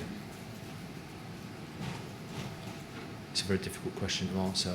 You know, in an ideal world, at a fairly normal incident, that would probably sit with your FSG coordinator in terms of how he's briefed people to do that. But the level of calls we were getting in was just nothing we'd ever witnessed before. We'd never had to deal with anything like this. Right. And the system, in terms of it transferring to bridgehead, was working. You know, that information was going to the bridgehead. Is there a policy, or at least a practice, if not a policy, as to who normally is responsible for a prioritisation of multiple FSG calls? Again, I would say that, again, it would sit with an FSG coordinator, but Right. I guess it's how do we, I don't understand necessarily how we describe multiple FSG calls. I think it'd be a much easier task to undertake if you had 7 or 8. Mm. You get 135. That makes that task significantly more difficult. Right. Can I then ask you to look at page 6 of your statement, where about a third of the way down you refer to Richard Welch requesting more BA. You see, the paragraph starts, and just to be fair to you, I'll give you the full context. You say, I got back into the building and got back up to see Richard Welch again. I believe we were still at the 3rd floor at this point. We had a conversation about how he was making progress. I established there was only one staircase and it was quite narrow. And then again, I had another conversation with Richard about BA because it was becoming very clear that it was going to be BA intensive and we were going to chew through a lot of breathing apparatus. He requested more BA, so I left the building to see whether we had set up a BA sector. I saw there were 8 EDBA wearers standing there. Just pausing there, where were they? Where was? They were standing out, so at that point there had been a marshalling area set up outside the south entrance, and this is an estimation. I think it was approximately 20 BA wearers standing outside, but there was also BA wearers still inside the tower that hadn't been committed. So that about it needs more BA. I hope that's not interpreted as in we haven't got any BA. We did. It was just about me going out and again about how I was resourcing the bridgehead to aid the incident plan. So I spoke to the DBA crews and got them to go into the bridgehead. Okay. Let's just take this in stages. First of all, was anybody marshalling the EDBA wearers in the marshalling area? Yes, there was. Do you know who it was? It was watch manager.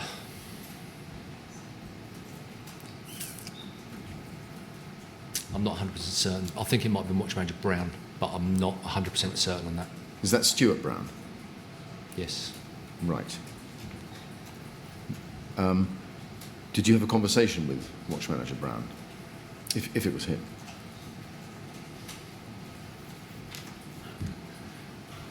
I vaguely remember a conversation, but I can't recall the detail of it, I'm sorry.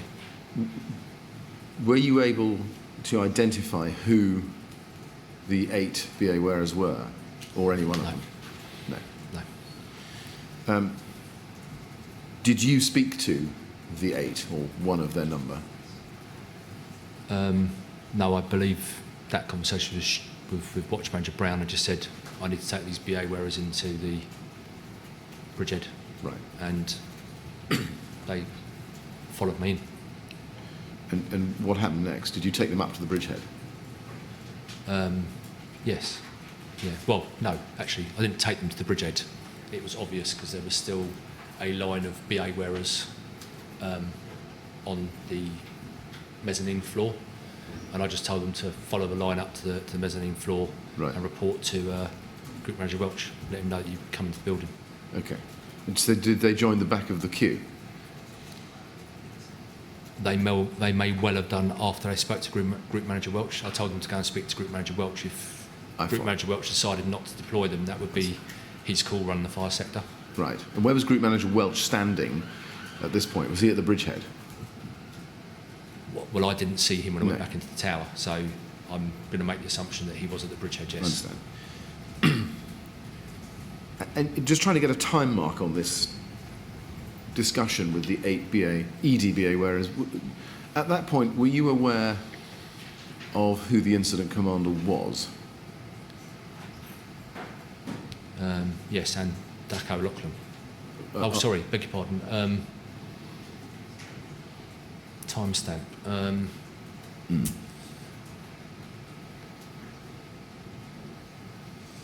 It's going to be difficult. Is there any other times that we can look at to help with? Yes. We're told that Andy Rowe became incident commander at 2:44 or so, give or take a few seconds. Do you think that this discussion with these EDBA wearers was before or after that?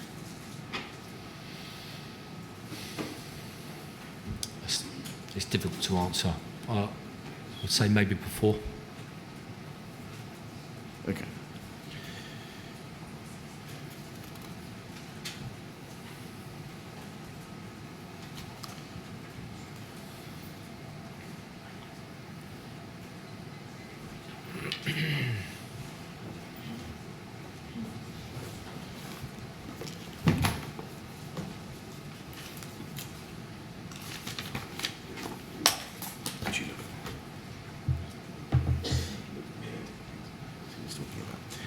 Now, can I just ask you to look at the paragraph 9 of your statement? Page 9. I'm so sorry, Mr. Chairman, you're quite right. Page 9 of your statement. In the third paragraph there, you say, I revisited the bridgehead again to find out how things were going. They told me that conditions were still challenging for the crews, and I asked them what their resource requirement was, because we were using EDBA and SDBA, and whether there would be any challenge for us in terms of still being able to do that longer term. They told me they would need 20 EDBA and 15 SDBA an hour. They currently had SDBA on the 6th and 7th floors and EDBA on the 11th and 12th floors. Now, do you remember from the top of your head what sort of time that revisitation of the bridgehead took place?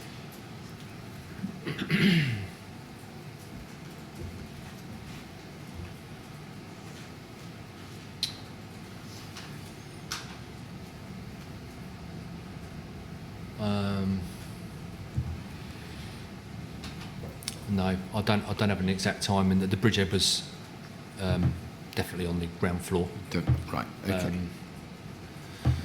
Well, let me just see if I can help. This is not a memory test, and I'm perhaps being a bit unfair on you in asking you to remember it.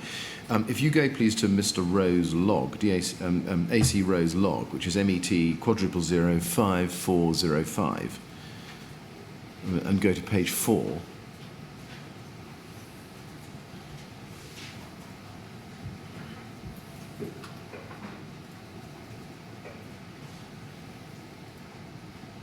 That is not it. Right. 5. That's it. Page 4. At the top, you'll see a time mark of 0453, resources update, resources update. So this is you, I'm assuming, Currently using 20 times EDBA and 15 SDBA per hour. EDBA on the 11th and 12th floors, SDBA on the 6th and 7th floors. Does that help you with the timing?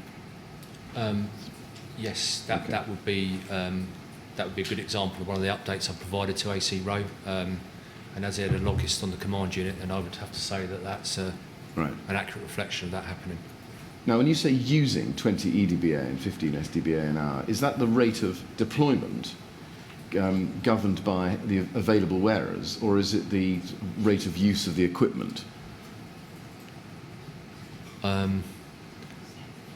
That's my words in the state. I think it's more a projection of what they thought they were going to use. Okay. There was obviously still BA in the tower. I think that was a projection given so we could start future planning for BA resources that needs to come on in terms of getting charge cylinders back and all that. So that, I think a projection of 35 an hour. Right, okay.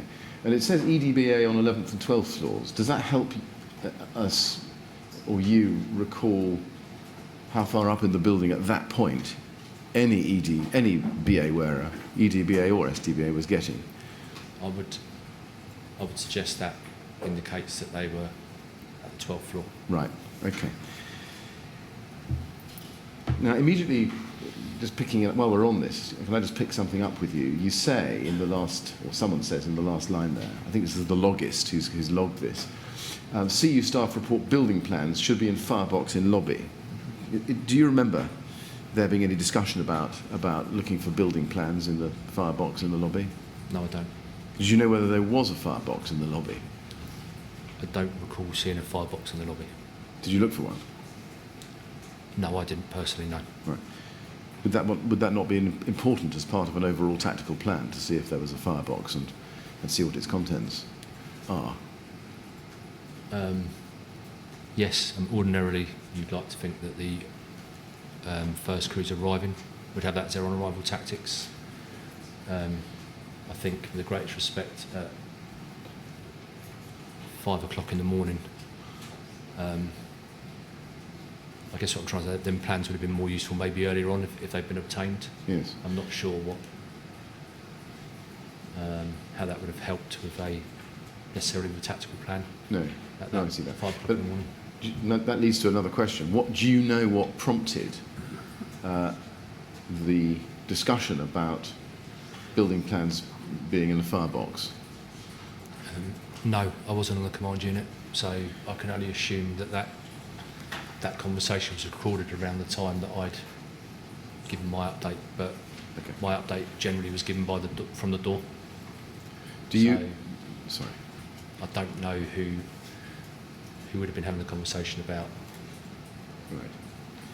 Now, at the foot of page 9, you say, just above the list of senior officers, you say, I again did my own ORT evaluation and set out the structure. And then you list the structure. Where did you get that information from? Do you remember? About the structure. Yes. So that structure would appear on the command unit, on the command support system.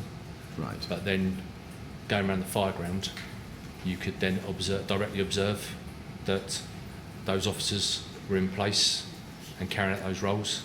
Right. I believe that's something I did simultaneously with my colleague, Group Manager Cook. Right. And when you say it's something I did, does that mean that it was you who put that command structure in place? No, that would be the incident command responsibility. Sorry, that's probably a poor choice of words. I see. Okay. So who did, incident commander, which incident commander put the structure that you've referred to there in place? Do you remember?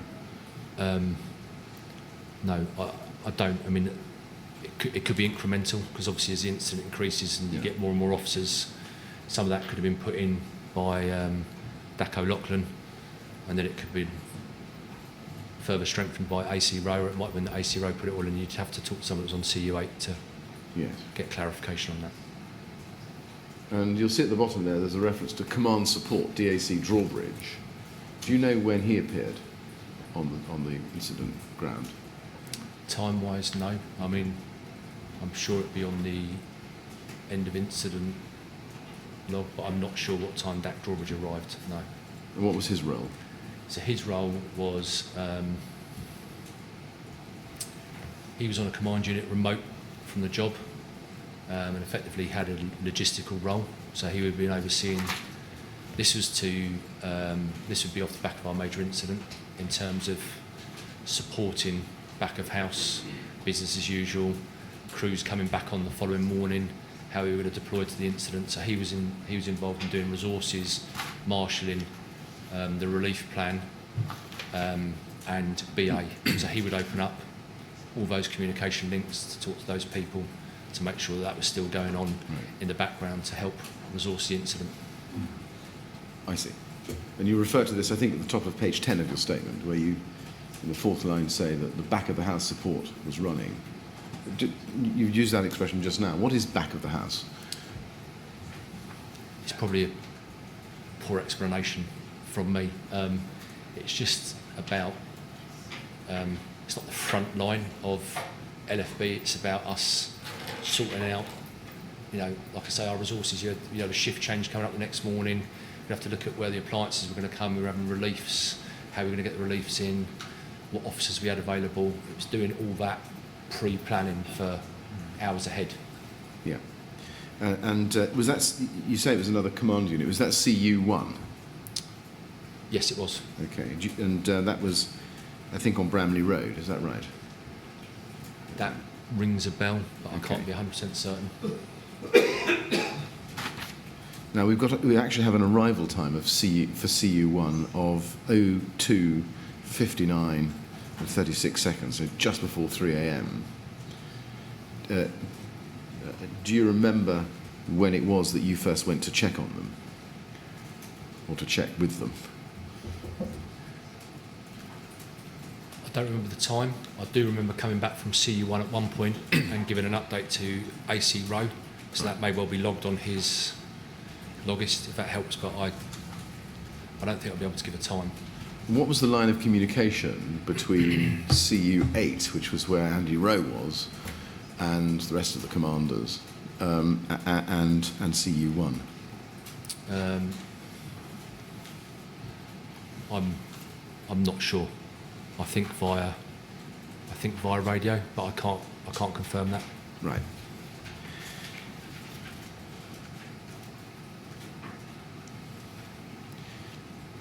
Now, on page 10, 2/3 of the way down, you explain that you were relieved by Group Manager Simpson and Group Manager Kane, I think.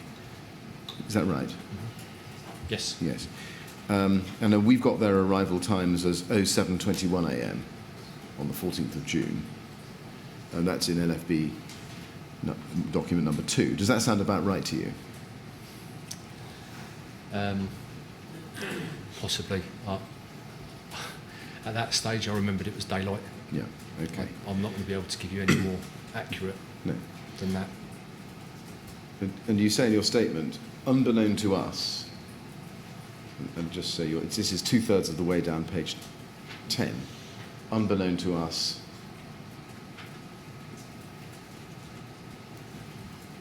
I think it's off the screen, in fact, at the bottom, there. So looking at the last paragraph that's on the screen, which starts, we weren't resource intensive. If you go 3 lines down, it says, unbeknown to us, upon their arrival, they too conducted a walk round to establish situational awareness before the handover was carried out. We informed AC Row that we were going to conduct a handover, and then took Group Manager Simpson and Group Manager Kane on a walk round the fireground, which took quite a while, as they had to take in quite a lot of information. On that walk, did you explain what the tactical plan was at that stage?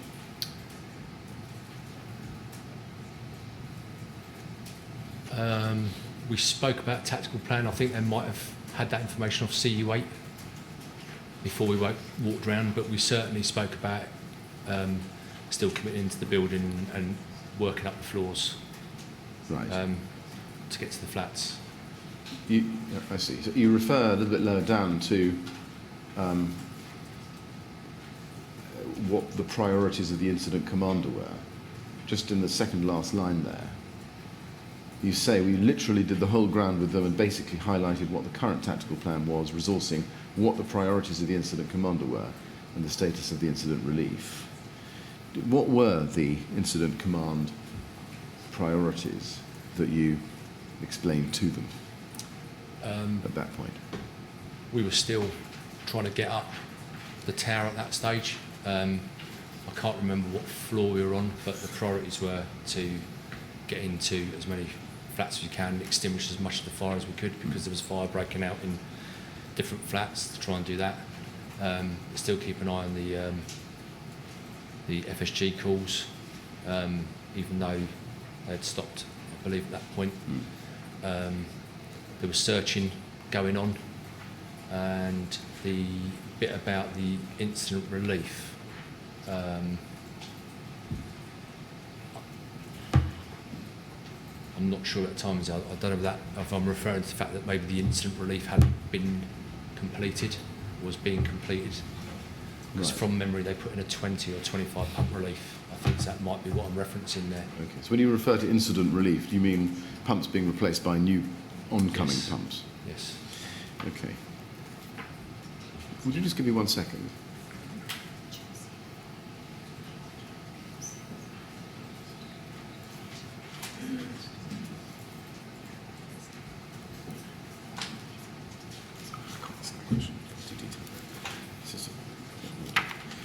Can I ask you to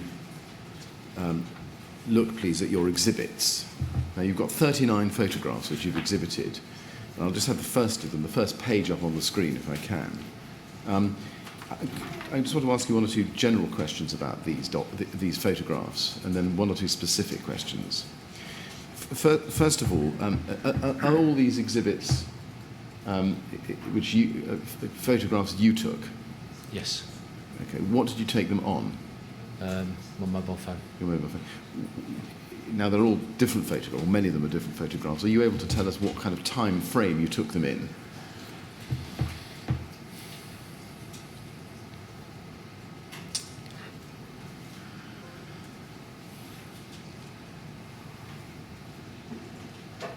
The latter part of the incident. Right. So if I had to give an estimation, I would say maybe between 4 and 6. Okay. I'm not 100% certain. I don't know whether the photographs have a timestamp on them. Not the ones we've got, no. Oh, okay. But That, best to my knowledge, to give an approximation, I would say maybe around that time. yeah. Now, what prompted you to take these photographs? That was an instruction I got from the Commissioner. The Commissioner asked me to go out and try and take as many photographs as I could. Right. At the bridgehead, in the stairwells, which isn't an unusual request. We do generally take photographs at larger incidents for post-incident debrief, Right. for learning, and obviously I'm assuming, with the severity of this incident, maybe to think about using it for Yeah. possible outcomes of further investigation, but I'm paraphrasing there and maybe putting words in someone's mouth. But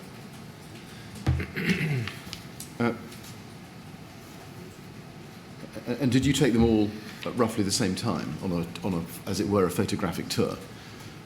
yes, pretty much. I didn't stay in the building very long. It was literally a whirlwind, snap, snap, snap, snap, snap, snap, to capture it.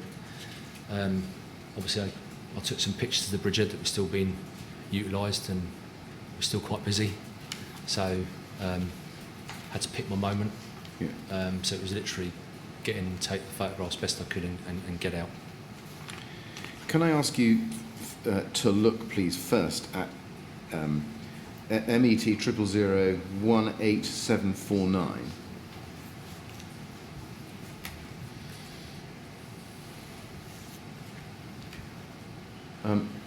What is that? That is a forward information board. Right. Now, do you remember where you took that photograph of the forward information board?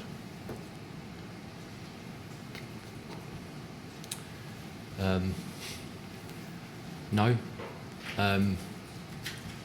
There's a white wall behind it, Yes. so I would suggest it's probably in the ground floor lobby. Yes. Well, if But I can't be 100% certain. no, well, we may be able to get there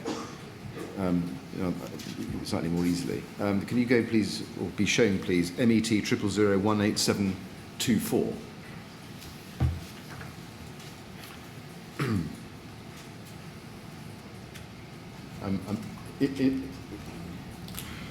I think I could probably answer this question myself, but I'll ask you anyway. Is that the same forward information board that we've seen in the previous picture I've just shown you?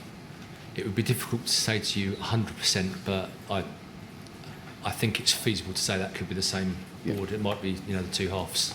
Yes, fair enough. If you then go, please, to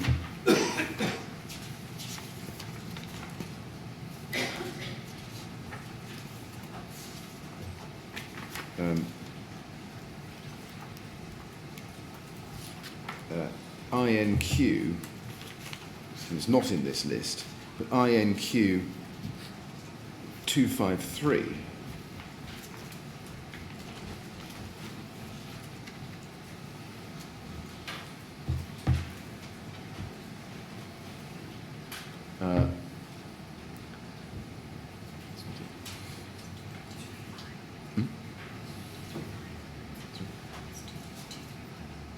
I'm so sorry. That is my failure to remember all the numbers. 239. 235. Right, sorry, 235. There's one leaning against the wall. Now, we know that that's Watch Manager Keefe descending the stairs at an unadjusted time of 3:10, coming down from the third floor bridgehead to the ground floor bridgehead. We've established, or we've had some evidence, I should say, about that. What can you see, or do you know what Watch Manager Keefe is carrying in his left hand? That is a forward information board. Yeah. Right. And looking at the next picture I want to show you, which is 258, INQ 258, just to see if we can establish a sequence. That's not it. Yes, you can see that there is a firefighter with something there in his left hand, under his left arm, still got a yellow rim on it. What is that? Can you help us identify what that is?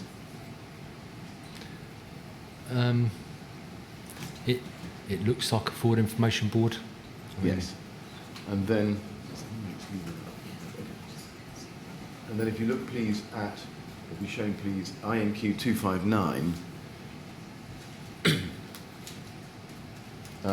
and just have that focused on something leaning against the white wall there. Can you help us identify that?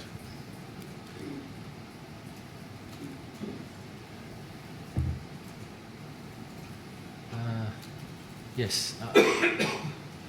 Does look, I don't know whether it's the colour of the photo, I mean it does look like a forward information board. Yeah. I wouldn't say 100% because the top colour's normally, the band across the top's normally brighter than that, but right. It's feasible that it is. I wouldn't be able to say 100% it is, but... No. And when you, going back to the photograph at MET 000, we'll have both of these up if we can. That's INQ, the INQ we've just had, and this picture. Does the previous picture I showed you, INQ 259, does that help you recollect where the forward information board in the left-hand picture was when you took that picture? No. You say it was leaning against the white wall on the ground floor. Looking at the right-hand photograph, does that help?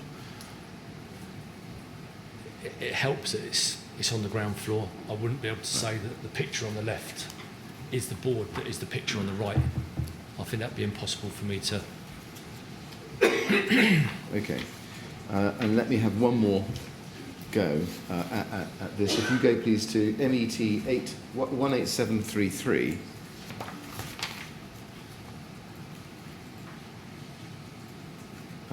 That is, well, what is that? What's that here? What's that? What's the co-horizon?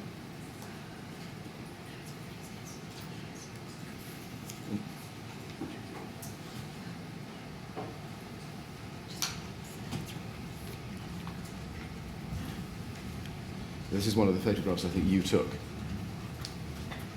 Okay. Yes. Does that help you identify the forward information board leaning against the wall on the ground floor?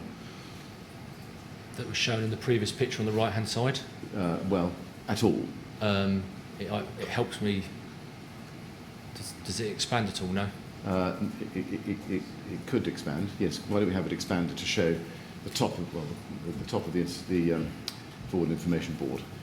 I don't remember...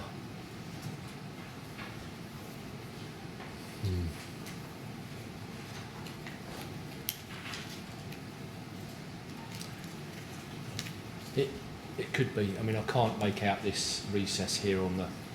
And I'm pointing at the board, sorry. I can't make out the recess on the picture on the left, so it could well be the same. Right. Could well be the same board. Yes. And if you compare the sort of grey, if you call it is the recess the grey shaded area on the left of the photograph that you're talking about? Yeah, similar. Okay. I can't. Again, I wouldn't be able to say 100%. I think it's feasible it could be that board. Right. I wouldn't be able to confirm that 100%. Okay.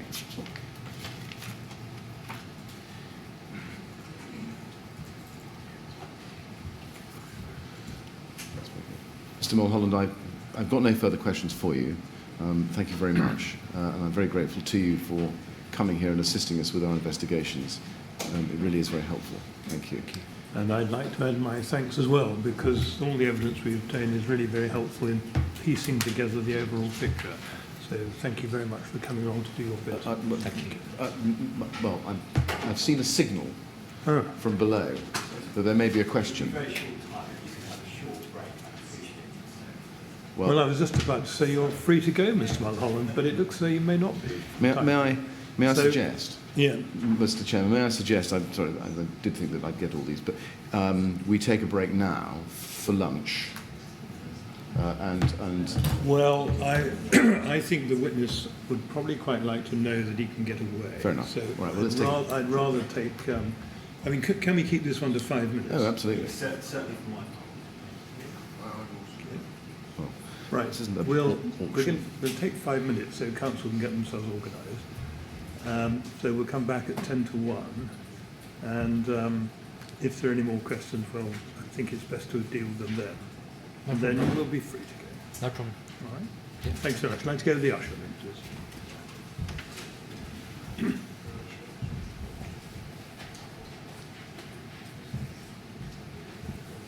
Right, we'll break for 5 minutes then. Back at 10 to 1, please.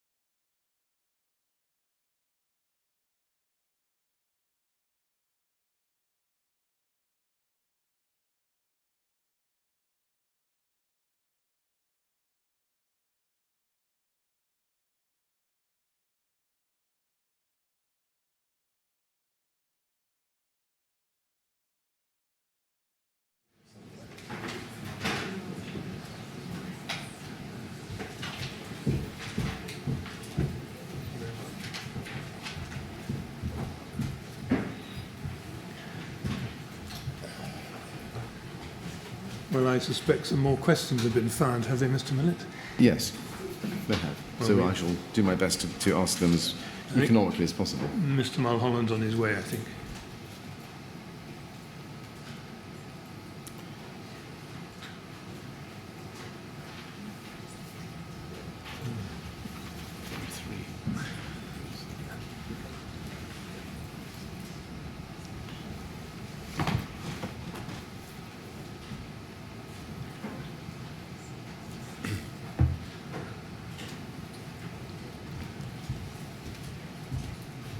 Well, Mr. Mulholland, I'm sorry they found some more questions to ask you. It's fine. But I hope not too many. All right? Okay. Yes, Mr. Millett. Yes, thank you very much, Mr. Mulholland, for your patience.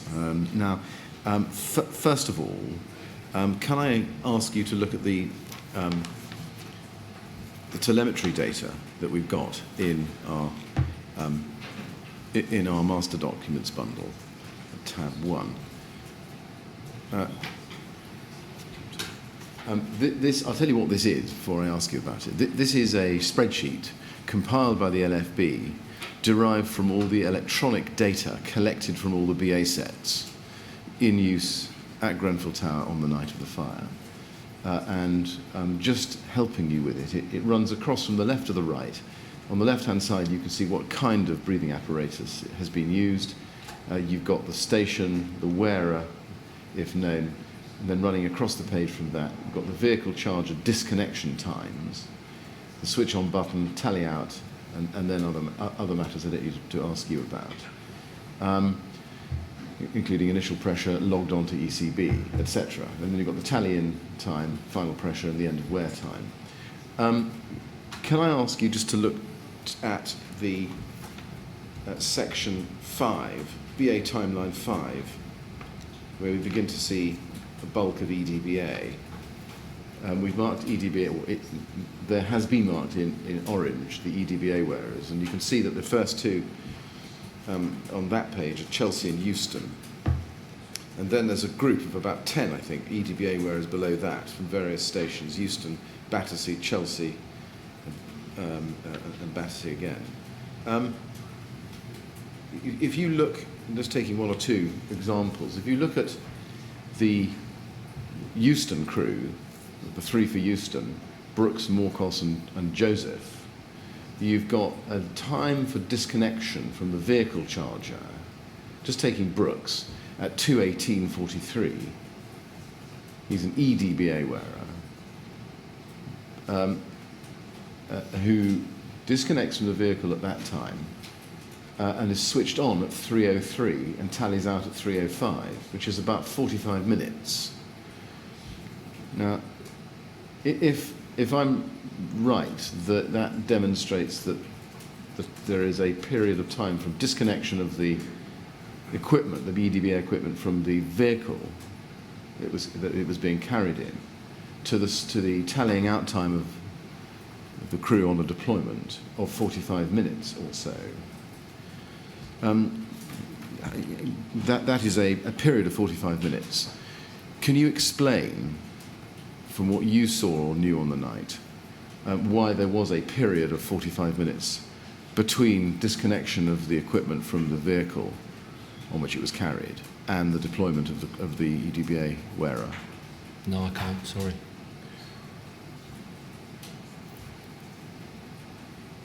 And one can say the same, I think, about a lot of the other EDBA wearers.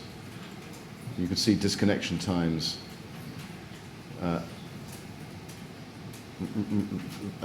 around the same sort of time mark and the same sort of delay period, about 40 minutes.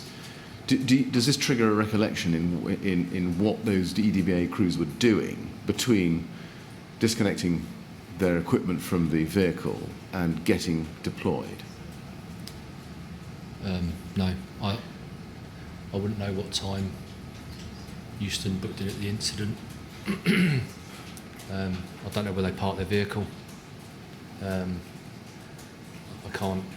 sorry, I can't explain the time. I didn't really have anything to do with the BA sector. It could have been they were held there for a while before they were called onto the bridgehead. You probably need to maybe get a more accurate answer from one of the other sectors that were doing BA. When you saw the 8 EDBA wearers outside the tower, as you told us earlier on, did you have a discussion with, and I know you told us you had a discussion with Watch Manager Brown about them. Did you have was any part of that discussion about how long they had been waiting? No. Okay. Were you aware, even in general terms, about any delays in getting EDBA wearers into the tower? Not that was brought to my attention, no. Okay. Can I just ask you a couple of equipment questions? At the foot of page 6 of your statement, you refer to a discussion you had with Richard Welch about the benefits of getting positive pressure ventilation down to the seam, and you explained that it's effectively a big fan. What would be what were the benefits of a PPV? Well, just to get that into context, the reason we had a discussion about PPV was the smoke was starting to pool in the staircase and going down to the ground floor lobby. Right. So I can't quite timestamp this when we had this, but I think this would probably be on the end of incident report, because I will tell you. So the conversation with Richard, because the smoke that was coming down the staircase. I think very soon, if not before, this is around the time the bridgehead moved to the ground floor. So I'm not 100% certain if this conversation happened on the third floor or ground floor. We needed to try and clear the smoke. Because we were worried about the possibility of the bridgehead being compromised. So I left the bridgehead, went back to the command unit, spoke with AC Row, got permission for PPV. I was instructed to ring DAC Fenton at BCC to request it. This I did. I reported back to AC Row that it had been ordered, and sometime later it arrived at the incident. It didn't give us the effect we hoped it would give us.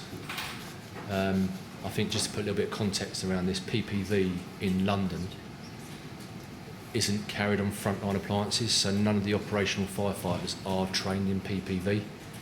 We have trained operatives, subject matter experts if you want, that will actually arrive with the equipment and they will set it up and get it to work for you. That didn't work, and as a result of that there was a conversation between Group Manager Welch and Group Manager Goldborn to smash the windows in the ground floor lobby to try and alleviate the smoke conditions that we're experiencing. Right. We have a time mark in the short incident log for the turning out message of for PPV2 incident of 030756, which is, I think, well, is that consistent with your recollection? Well, if that's on the log and that's something that's been ordered by control, then that would be a accurate reflection, I would suggest. Right. Okay. And the PPV arrived.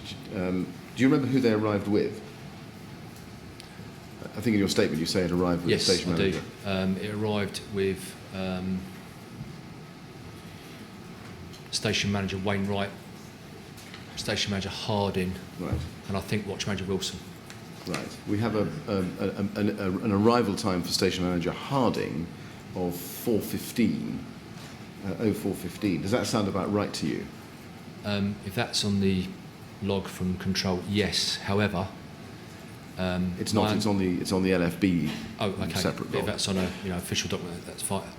Might worth be pointing out that I believe Station Manager Harding would probably have come from his home address, and somebody else would have brought the PPV. So those times may overlap somewhat in terms of it.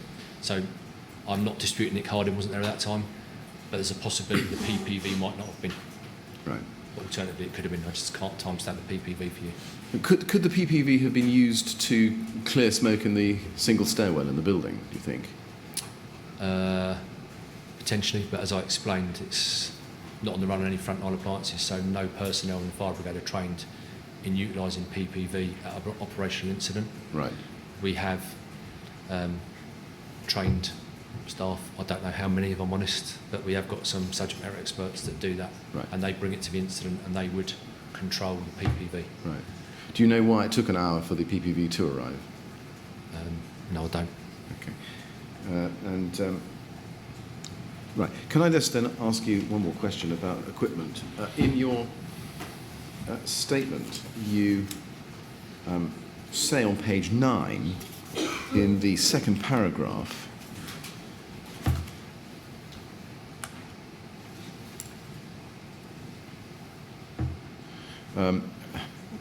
which starts comms, communications via radio had become an issue, and we were telling all officers in the command chain to change to channel 2 on the radios. Was that your decision to change to channel 2? No. Whose was it, do you know? I don't know for definite. I'm assuming it was probably Instant Commander. Right. And then you say again, Matt Cook and I divided the ground and went round to some of the sector commanders to relay this message. And this was with the agreement of the command unit. We also dispatched the leaky feeders into the stairwells to assist with comms. It was all fairly dynamic. With the leaky feeders, could you just explain what a leaky feeder is? Yeah, sorry, that doesn't assist with comms. I don't know if that's a misinterpretation. So leaky feeder is something that we use in relation to our telemetry equipment. So it's basically, simple terms, it's a transformer with a antenna on it that can receive the signal, and you can put a repeater further up that boosts the signal to help keep the signal live for the telemetry equipment. Did it work? Did the dispatch of leaky feeders into the stairwells give some assistance? On telemetry? On anything? Well, it doesn't work for comms. Right. It just works for telemetry. I didn't hear anything coming back saying that it hadn't worked or there was issues with the telemetry. Okay.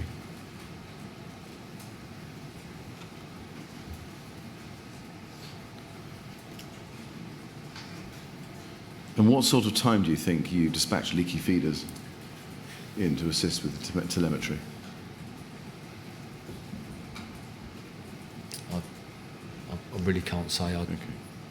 What are they normally carried on, leaky feeders?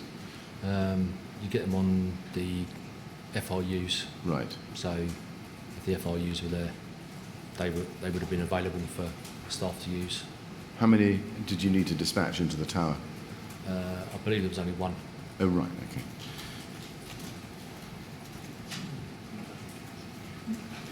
Okay. Mr. Mulholland, you'll be pleased to know, I think, that I've got no further questions for you. And I think that is that. Mr. Mulholland, I repeat what I said before. I'm very grateful to you for coming along today and assisting us with our inquiries. It is very much appreciated. Yes, well, I also said I'm not going to repeat what I said earlier, but you know that we are very grateful to you for coming along and giving us your help. Thank you very much. Thank you. And now you are free to go. Thank you very much. Thank you.